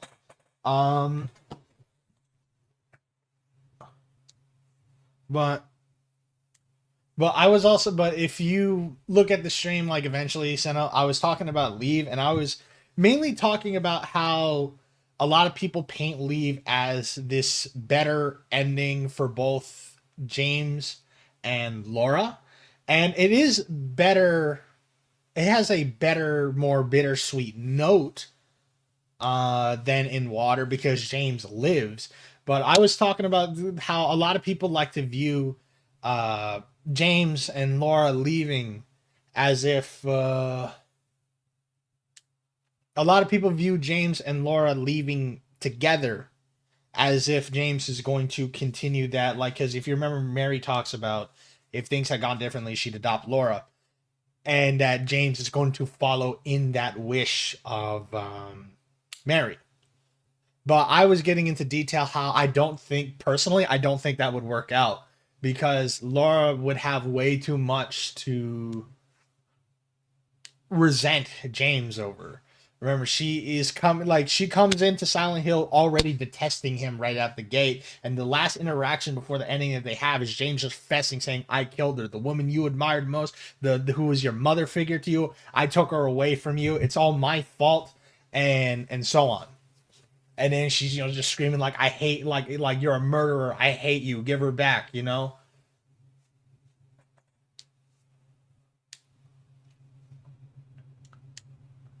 Like, I personally like to think that if in the Leave ending, I don't think those two would be good for each other at all. I think, in the Leave ending, James has to carry the burden of his sins, has to atone, has to live on with his life in a completely different fashion now. And he cannot have any connection to his old life. Man. But yeah, to get the requirements for the in water ending, this is a James. You have to play James with no self-preservation, and he needs to be racked with guilt the whole time. You need to spend more time being injured and low on health than otherwise. But also, you need to do things like examine Angela's knife, to put those suicidal tendencies in James's head, and excuse me, put those suicidal tendencies in James's head. You got to read certain notes that talk about suicide and suicidal ideation, and then you have to listen to that conversation in the hallway the whole time to further cement James's guilt even more.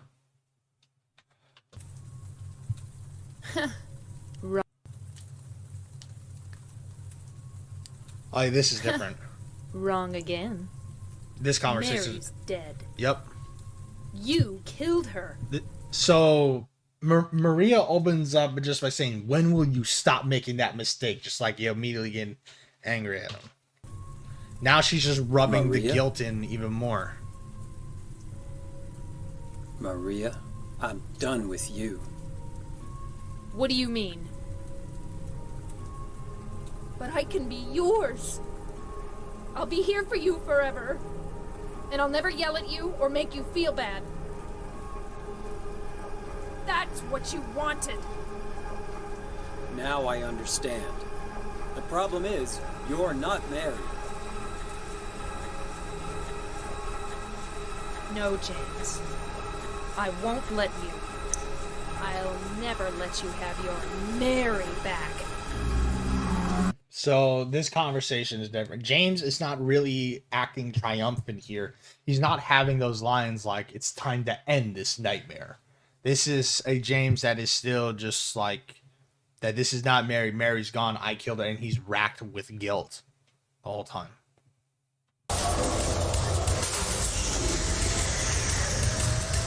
James.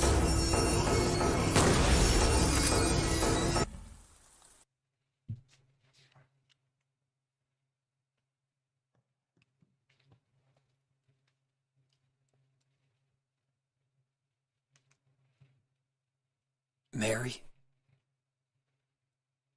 James.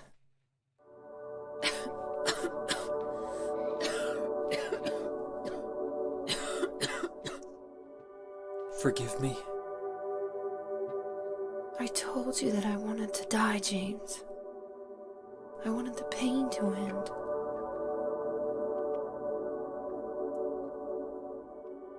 That's why I did it, honey. I just couldn't watch you suffer.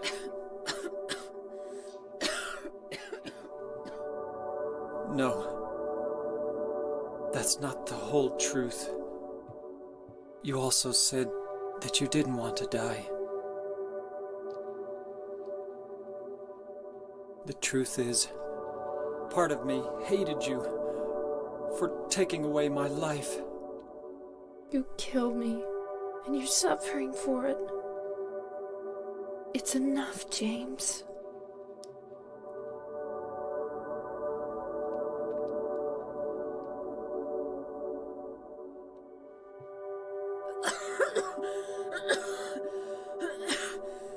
Mary? James.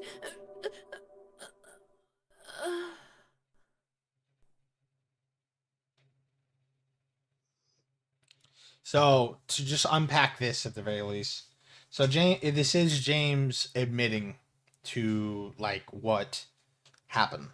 Like, you know, he is fully admitting what happened. However, the outcome, Mary's reaction here and all that, Mary is quite literally just kind of projecting what James is feeling. Like this, in my opinion, this Mary is not really her. This is definitely what she looked like, you know, in her final days. But as I said, this is a projection of what James is feeling. And Leave, James becomes triumphant, and he comes to Silent Hill initially to kill himself, but however, he leaves wanting to live more than ever. And the Mary that he sees here projects that. But however, this is a one that's racked with guilt, and and this is a James that is solely remembering why he came here in the first place. And all it says that you killed me and you're suffering, you're suffering for it. And she just says, it's enough. Now, it's enough either, like in that you don't need to suffer anymore, or that your suffering is enough. You deserve it.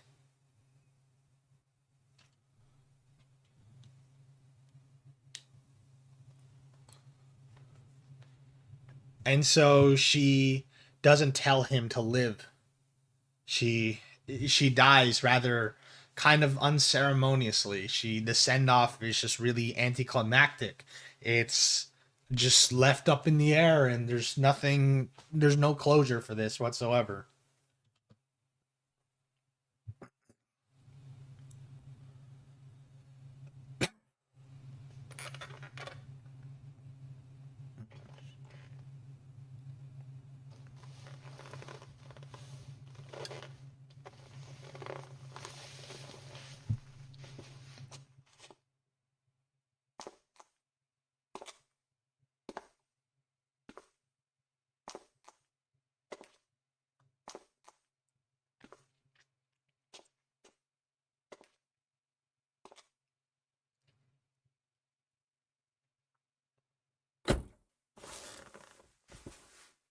Now I understand the real reason I came to this town.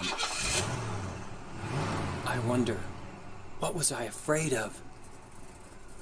Without you, Mary, I've got nothing.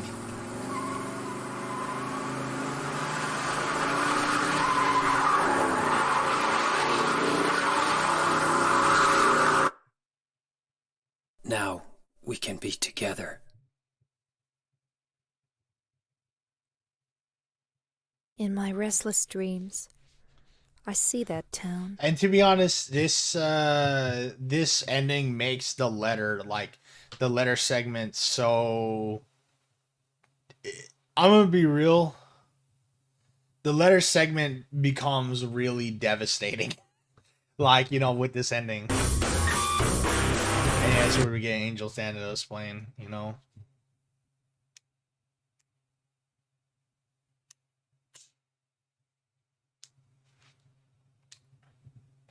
But that's a James that just can't live with the guilt of it, and remembers why he was there in the first place. Now, there's kind of one more thing I just want to talk about real quick before I go. We're gonna go to the movies, and that is the Silent Hill 2 E3 2001 trailer is so interesting for a variety of reasons. Number one, the versions of Promise and Theme of Laura that play are very different than in the final release. And it makes me sad that they never really got released quite like this.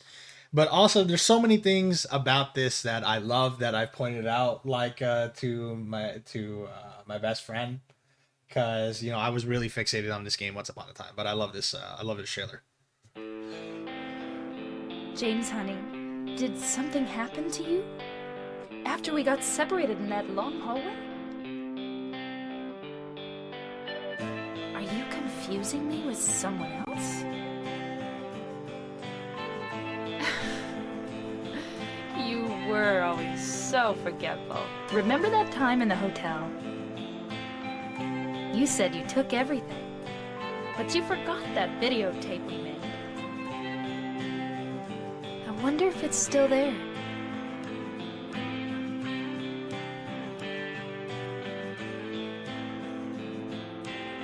I'm not your Mary. Yeah, we don't see the shots of James there.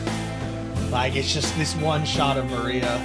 So technically, we do get bits of cutscenes that and shots that weren't even used in the game. Are you taping again? Come on. I don't know why, but I just love it here. It's so peaceful. You know what I heard? This whole area used to be a sacred place. I think I can see why. It's too bad we have to leave. Please promise you'll take me again, James. I love the transition of Promise to Theme of Laura. So good. It's so fucking good.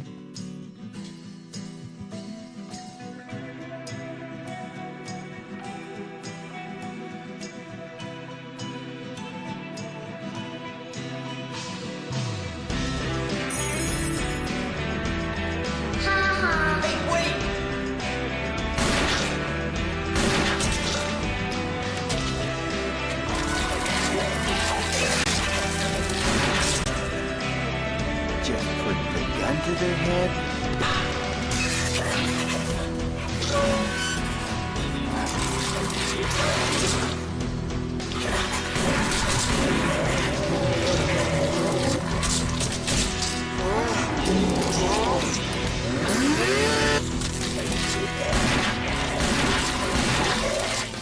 Anyway! What do you mean, anyway? You don't sound very happy to see me. What do you mean, just for that? Eddie, you can't just kill someone because of the way they looked at you. Well, yeah? Why not? Why didn't you try to save me? All you care about is that dead wife of yours. I've never been so scared in my whole life. Like that stupid dog.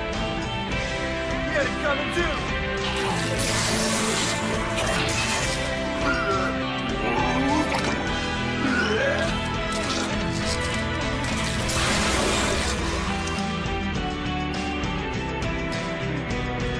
Lost? What's a little girl like you doing here anyway? Huh? Are you blind or something? What's that letter? None of your business. You didn't love Mary anyway. Do I look like your girlfriend? No, my late wife. I can't believe it. You could be her twin. Your face, your voice, just your hair and clothes are different. My name is Maria. I don't look like a ghost, do I?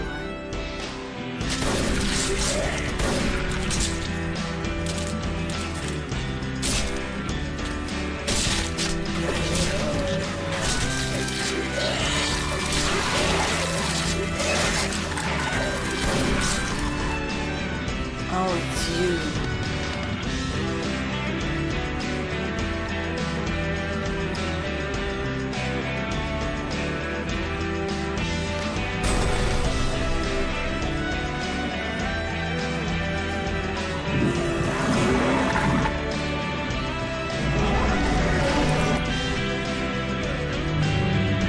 Guitar solo that's not in the actual song, by the way, in the fully released one. You're coming with me? You were gonna just leave me? No, but With all these monsters around? no, I just.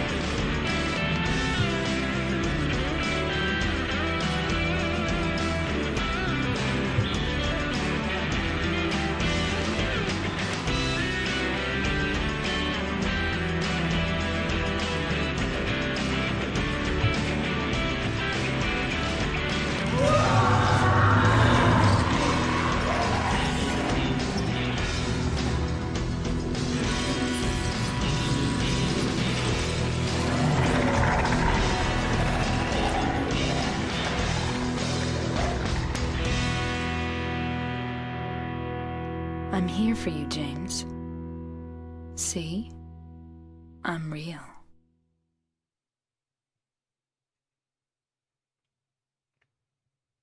So there's a lot I really want to talk about this trailer, and I'm gonna pull it up on YouTube. I just want to pull up, the enhanced edition, like upscaled one, and all that stuff. So because I would like the ability to, pause and rewind and all that stuff. So there's a few things I would like to, like talk about it.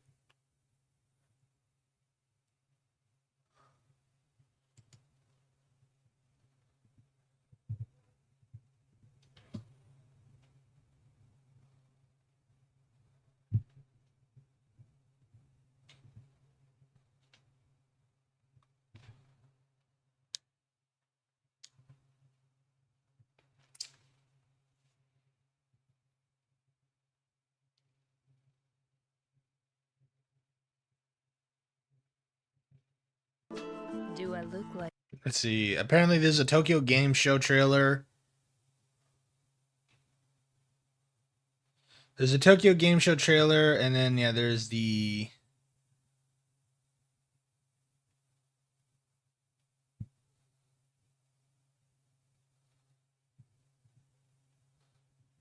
There's like some of these that I remember seeing.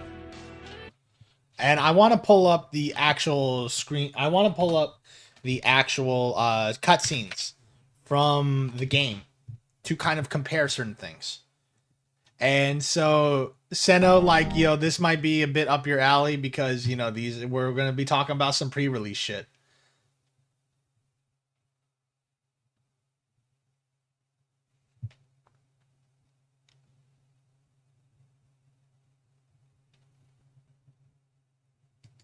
So, this one that I'll be silly as Seno, but this one's really interesting, number one.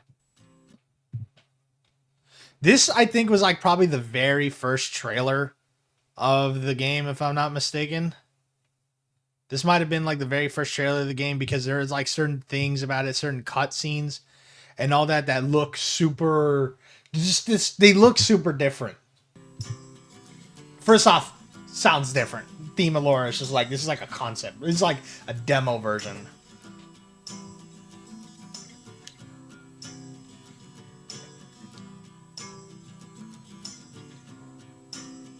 Around the rosy, a pocket full of posies. Ashes, ashes, we all fall down.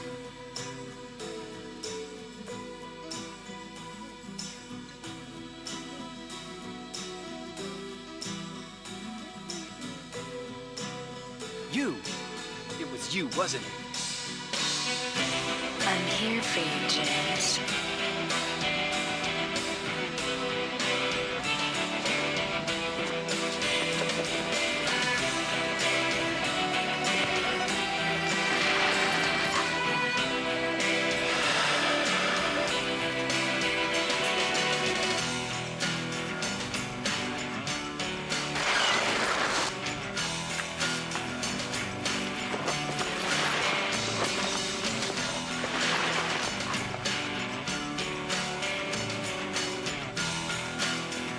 Huh? Are you blind or something?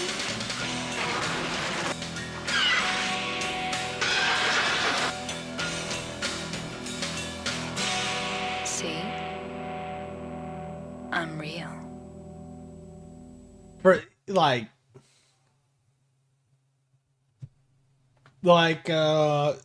hope he is, Seno, because we're talking about your shit, and that is you like anything pre-release, I swear to God. But first off, there's just a number of things. It's really interesting to see just rough draft versions of this. And this looks pretty identical to what they got. Some tells me this is like probably the first thing they worked on, which might make sense considering that considering that this is the first scene that opens with the game, so that that makes sense. Seeing the part with Laura here, and it looks like it's all just gameplay footage here. Like this looks like the in-engine cutscenes. Number 2, this is the prison cell scene. Where it's just all like, I'm here for you, James. See, I'm real. It's so interesting because there's no bars. They were in just a completely different room here. I'm here for you, James. And that is a different take. That is a different read than the one that we got in the final one as well. And yeah, just seeing. See? I'm real. This is just a completely different interpretation of the scene altogether.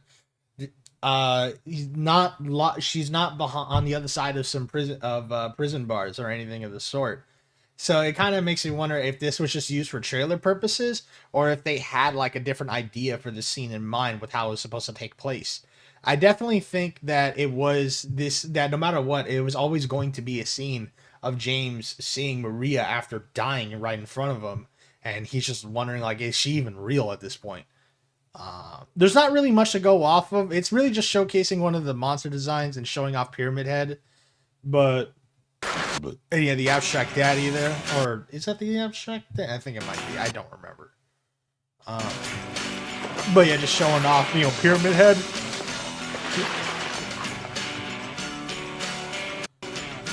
And yeah, seeing this. Are you blind or something? Like, this is like, this is like, hold on a second. I want a better one. I would prefer to, have all the enhanced edition. Can I get all the... There's one upload that had it like cut into chapters, but So yeah, okay. I like that it is the middle of this. You know why? Because I've talked about these cutscenes with my friend ad nauseum. But anyway, so yeah, they got all of them. Fuck.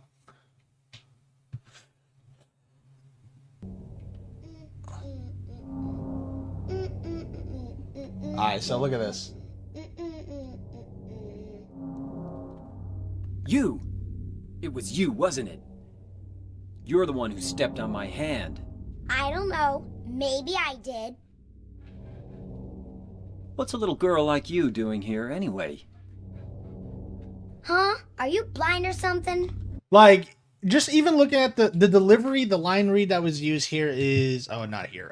In this one is the same, and even the animation is the same, but they just use a completely different angle. Huh? Are you blind or something? See? Like, it's really, I don't know. I think it's really interesting. But I want to get into the E3 2001 trailer that I showed off to. Less fall. No, yeah, that's how rough it is. Well, first off, I think it's really cool to see like these extended shots where James is not talking here, and we get to see these extended shots of Maria here, where James is not talking, just showing how much of these shots they really had that wasn't used in the final game. I wonder if it's still there. Like, he's not talking, but she's still reacting as if he is. I'm not your Mary.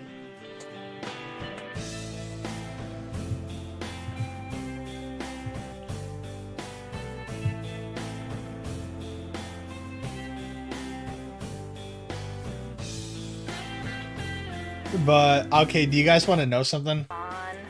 Okay, do you want to know what my favorite shot in the whole game is in these FMVs? It's not even used. It is not even used in the fucking game. It is only it is not even used in the game as a cutscene. It's only used for the trailers and the opening. This shot, I fucking love this shot of James carrying Mary through the prison. You know what I heard? This whole area used to be a sacred place. I think I can see why. It's too bad we have to leave. Please promise you'll take me again, James. As a matter of fact, if you look up like Silent Hill 2001, I think it was like a cover or it was used on like a magazine or something like that. I'm trying to remember.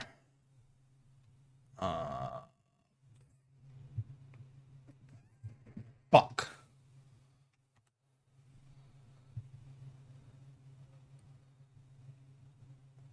It was like, or maybe it was a game manual. I don't fucking recall. Yep, here we go.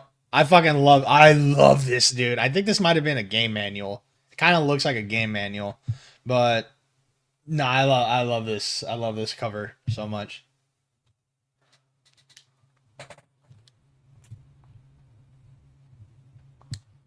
But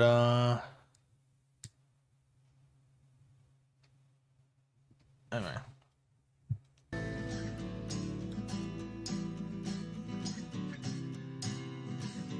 See, to kind of showcase some things. So first off, here's something that's really interesting, is that the trailer just shows off enemies and areas that they're not in. Like, there's no Pyramid Head in the hotel. Not until the end of the game. There's no Pyramid Head in the hallways of the hotel, and not only that, James has his flashlight here, but in this part you don't have items. You're not allowed to have any items. And the only enemies that you really encounter are mannequins. Like, that's, you know, that's fine. Once again, and there are no enemies in the hotel rooms. You encounter them in the halls, but you don't encounter them in the rooms. And yeah, like, and this is the apartments and getting it and like having the mannequins in the entrance lobby. There are no enemies there in the final release. Put the gun to their head.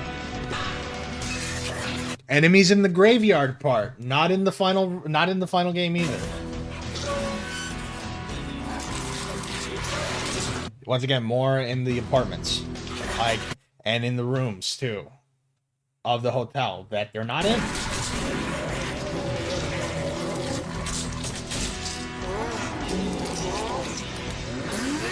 Just showing off the fucking New Game Plus chainsaw is really funny. Okay, this is where we start seeing some unused shots, by the way. This is where we start using unused shots. This is where we're gonna, like, this is what, like, if you want to know how fixated I was on this game, I know exactly what unused shots, and they are little ones. But look at this. Anyway, what do you mean anyway?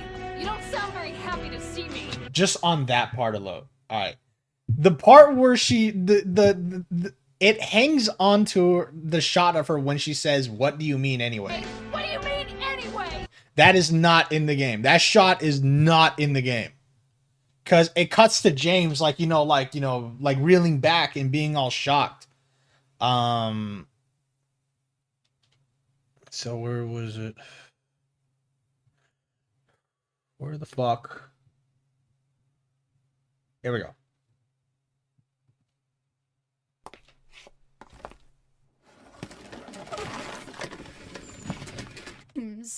Mary? Oh, Maria. It's you. I thought you were... Sorry. Anyway, I'm glad you're alive. Anyway? What do you mean anyway? See, it cuts to him. It doesn't hold on to it doesn't hold on to Maria in the final product. It just, cuts back to see James's reaction. You don't sound very happy to see me. And, it goes back to that shot. I think there's even more to it as well. You don't sound very happy to see me. What do you mean just for that? Eddie, you can't just kill This someone is basically the because of way same. they looked at you. Well, yeah? Why not? Why didn't you try to save me? All you care about is that dead wife of yours. Yep. Alright, here we go. Alright. I was almost killed back there. Why didn't you try to save me? All you care about is that dead wife of yours. I've never been so scared in my whole life. Like, you can see just the little changes. I've never been so scared in my whole life. Like that stupid dog. He had it coming too.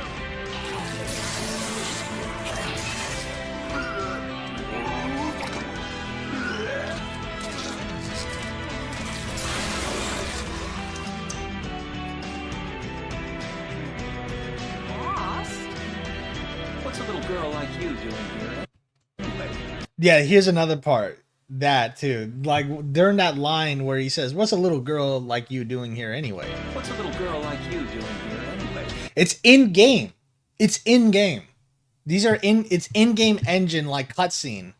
But as I showcased like earlier. I don't know. Maybe I did. What's a little girl like you doing here anyway? They made an FMV shot for it, you know? Are you blind or something? What's that letter? Also, you know, in-game engine. Also in-game engine where it was still FMV in the in the Are you release. blind or something? What's that letter? None of your business. You didn't love Mary anyway. Wait! How do you know Mary's name? None of your business. You didn't love Mary anyway. Do I look like your girlfriend? All right, now look at this. No, my late wife. I can't believe it. That shot of James is not in the game. That shot of James right there is not in the game. No. This is not in the final game.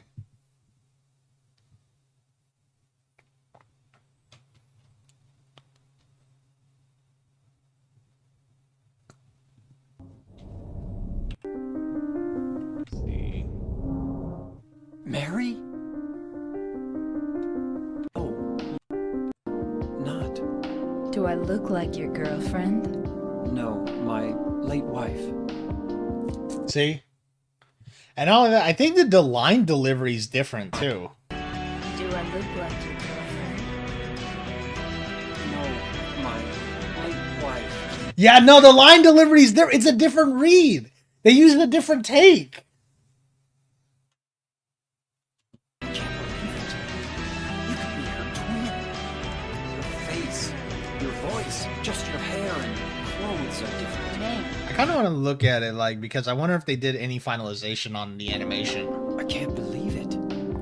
You could be her twin. Your face, your voice, just Oh, your that's hair about the and clothes are My different. name is Maria. I don't look like a ghost, do I? But I don't know. I kind of like looking at these specific changes. I don't look like a ghost, do I? Here's something that I think is interesting too. First off, you don't, as far if I recall, you don't encounter the nurse enemies in the daytime outside.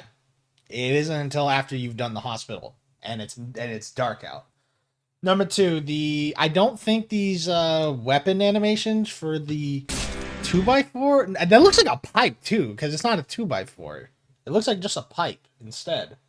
But also the animation of James swinging down, they like animated jacket physics. I mean, it's not really physics. They just, you know, animated his jacket to move when he swings down. See? It's kind of like Max Payne's jacket, you know, it's like how Max Payne's jacket works in the first game. Oh, it's you.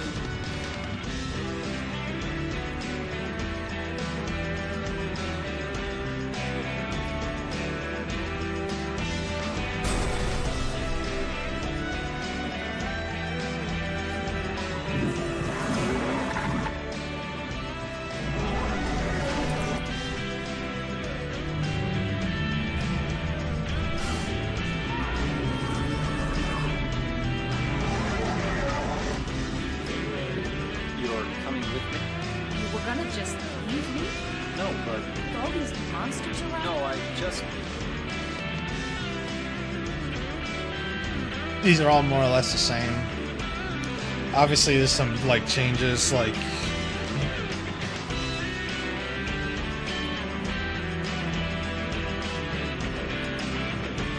I think this is trailer exclusive. This shot because it's not in the opening. And obviously they used that for the album cover.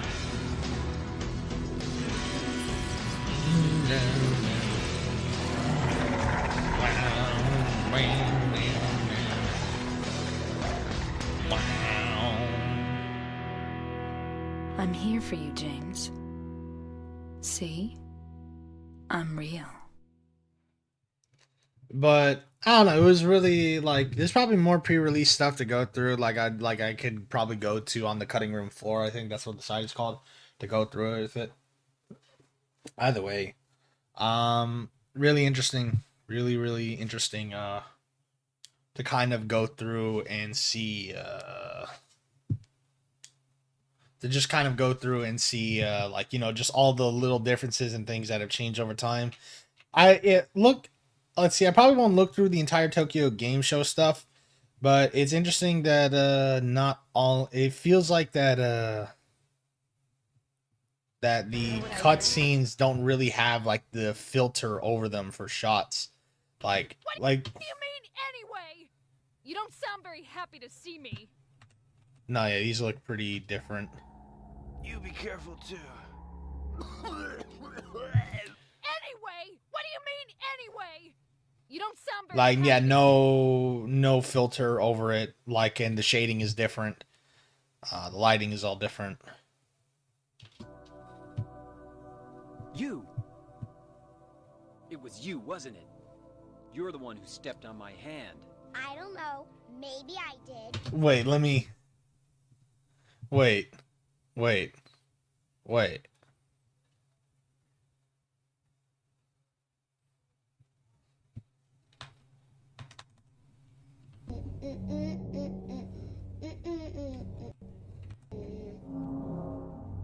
You!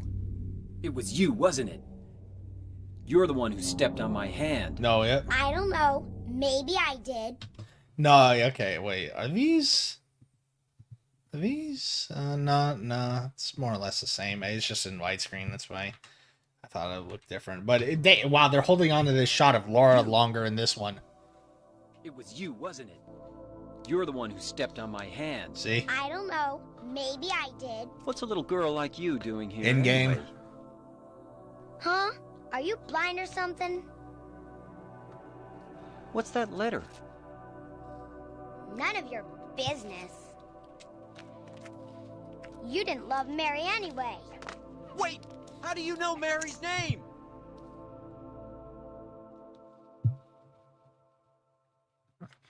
Just really curious how they did. Taping again? Come on. Oh. I don't know why, but I just love it here. It's so Ooh, what is this? Is this the right way? Yeah. Actually, we might It's watch hard this to trailer. see with this fog, but there's only the one Ooh, road. this is You can't music. miss it. Thanks. But Yes? Please promise you'll take me again, James. Oh, wow, this version. this town, there's something wrong with it. Mary? That shot's not in the game. Like that. No, you're not. Do I look like your girlfriend? No, my late wife. I can't believe it. You could be her twin. Your face, your voice, just your hair and clothes are My different. name is Maria. I don't look like a ghost, do I? Is it dangerous?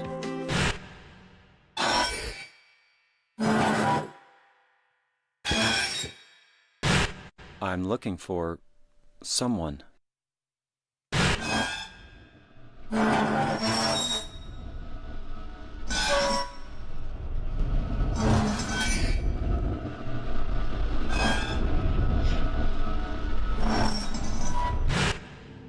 Eddie, be careful. James,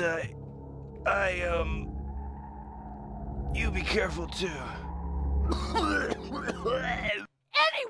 What do you mean, anyway? You don't sound very happy to see me. I was almost killed back there.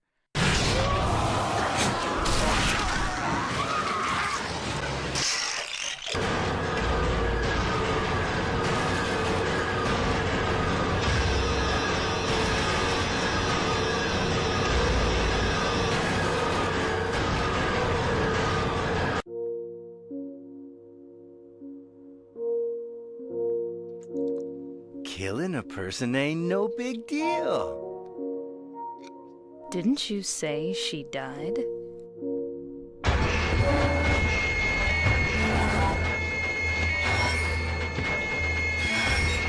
Showing Pyramid Head in the apartments, that's not in, that's obviously not in Final Game. At least not roaming the halls, you know?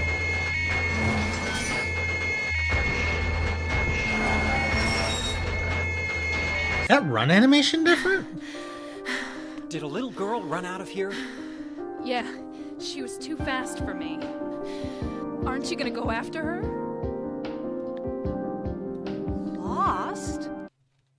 Don't you want to touch me? I don't know. Come and get me. I can't do anything through these bars. Oh, it's you.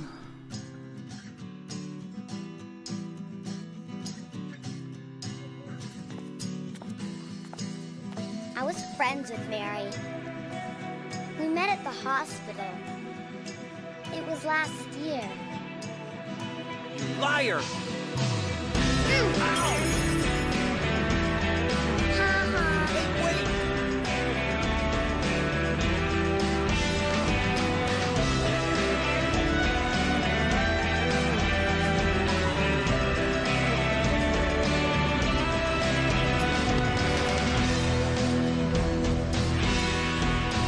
Ooh.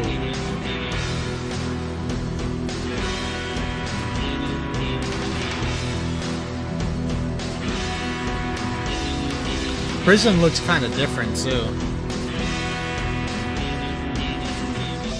Why didn't you try to save me?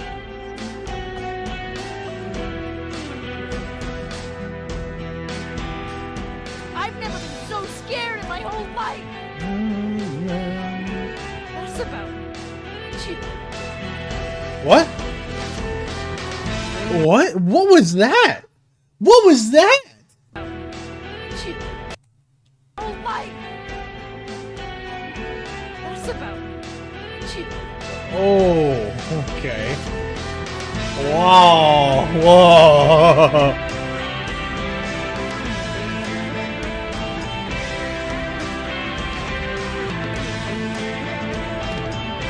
Yeah, even getting more shots that aren't in the final release.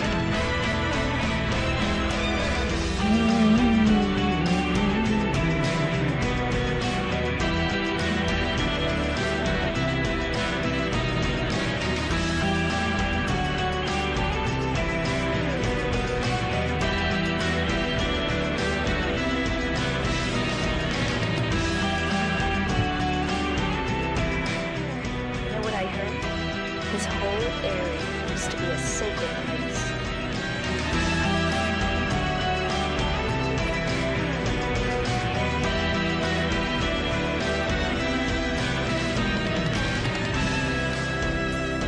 Na na na na na na na.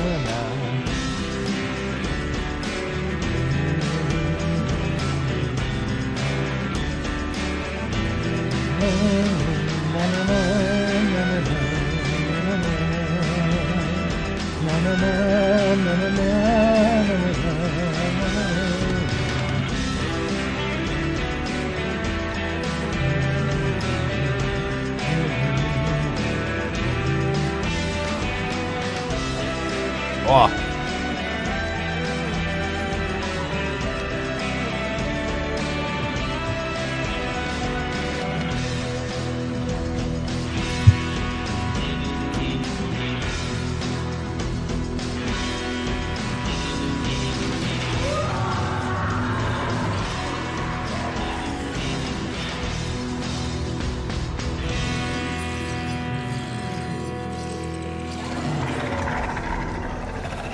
This is a trailer they showed before the game came out. They basically just showed the whole fucking game, dog.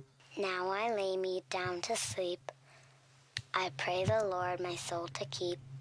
If I should die before I wake, I pray the Lord my soul to take. That's something I kind of wanted to check real quick about this, like, because I just wanted to see if this. I think it's about the same. I think it's actually the same shot, more or less. Like, I was just curious if there was like any specific like, because I'm just looking for like anything like small different changes, all that stuff, you know.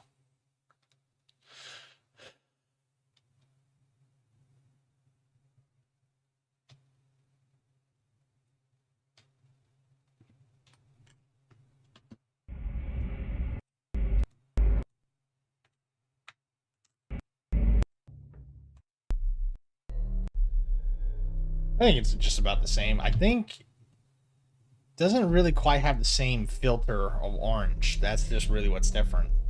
Killing a person ain't no big deal. Just put the gun to their...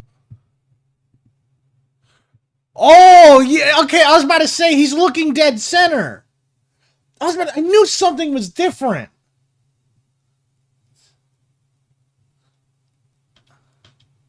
No, yeah, he's just looking dead center at the camera. Person ain't no big deal. Like in that trailer version. I was like, I knew something was different. In this one, he is looking at James in this. Wow.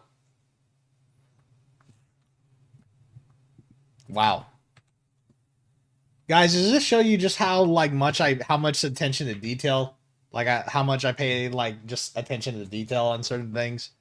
Like, how did I notice? Why did I notice that? Tell me why I noticed that. But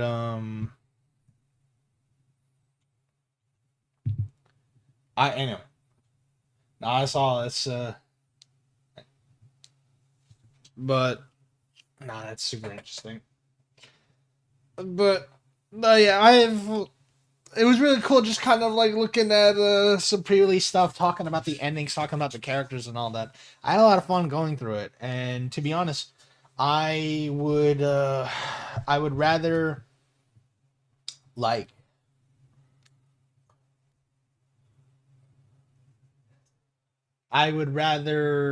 you know,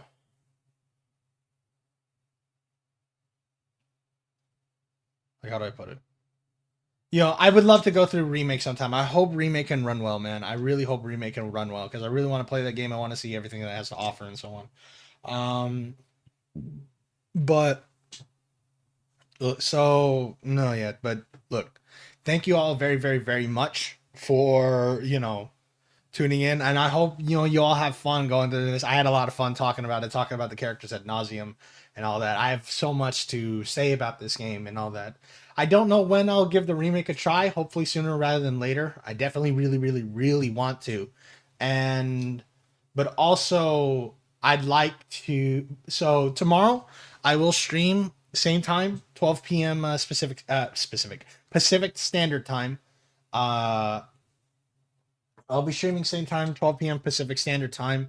And we're just gonna go back to form a bit. We're just gonna have a fun Left 4 Dead stream, is all casual and all that before I have to go to the arcade on Wednesday. And but just something that's a bit more of a return to form. And then I'll think about what the next game should be. I think I was thinking about playing through The Thing Remastered, because just to kind of go down the list, because I chose this game because it was the second most voted one on the poll. Whereas, The Thing Remastered was third and all that. And that would be pretty interesting because I've never played through that one. But I don't know. I'll think about it. I'll give it some thought. I don't know if I want to do Silent Hill 2 Remake just yet, not immediately after. And nor will I and I'll definitely do Silent Hill 3 another time. I want to get into that one because that one is it's also a great game. I really love that game. But no, just once again, thank you all very, very, very, very much, for tuning in. I had a great time, going through the game. It was a lot of fun. And, I'll see y'all tomorrow around 12 p.m. Pacific Standard Time. I hope y'all have a good morning, good afternoon, good evening, good night, wherever you are in the world. I'm Monica, and I'll be seeing you another time. Bye-bye, everyone.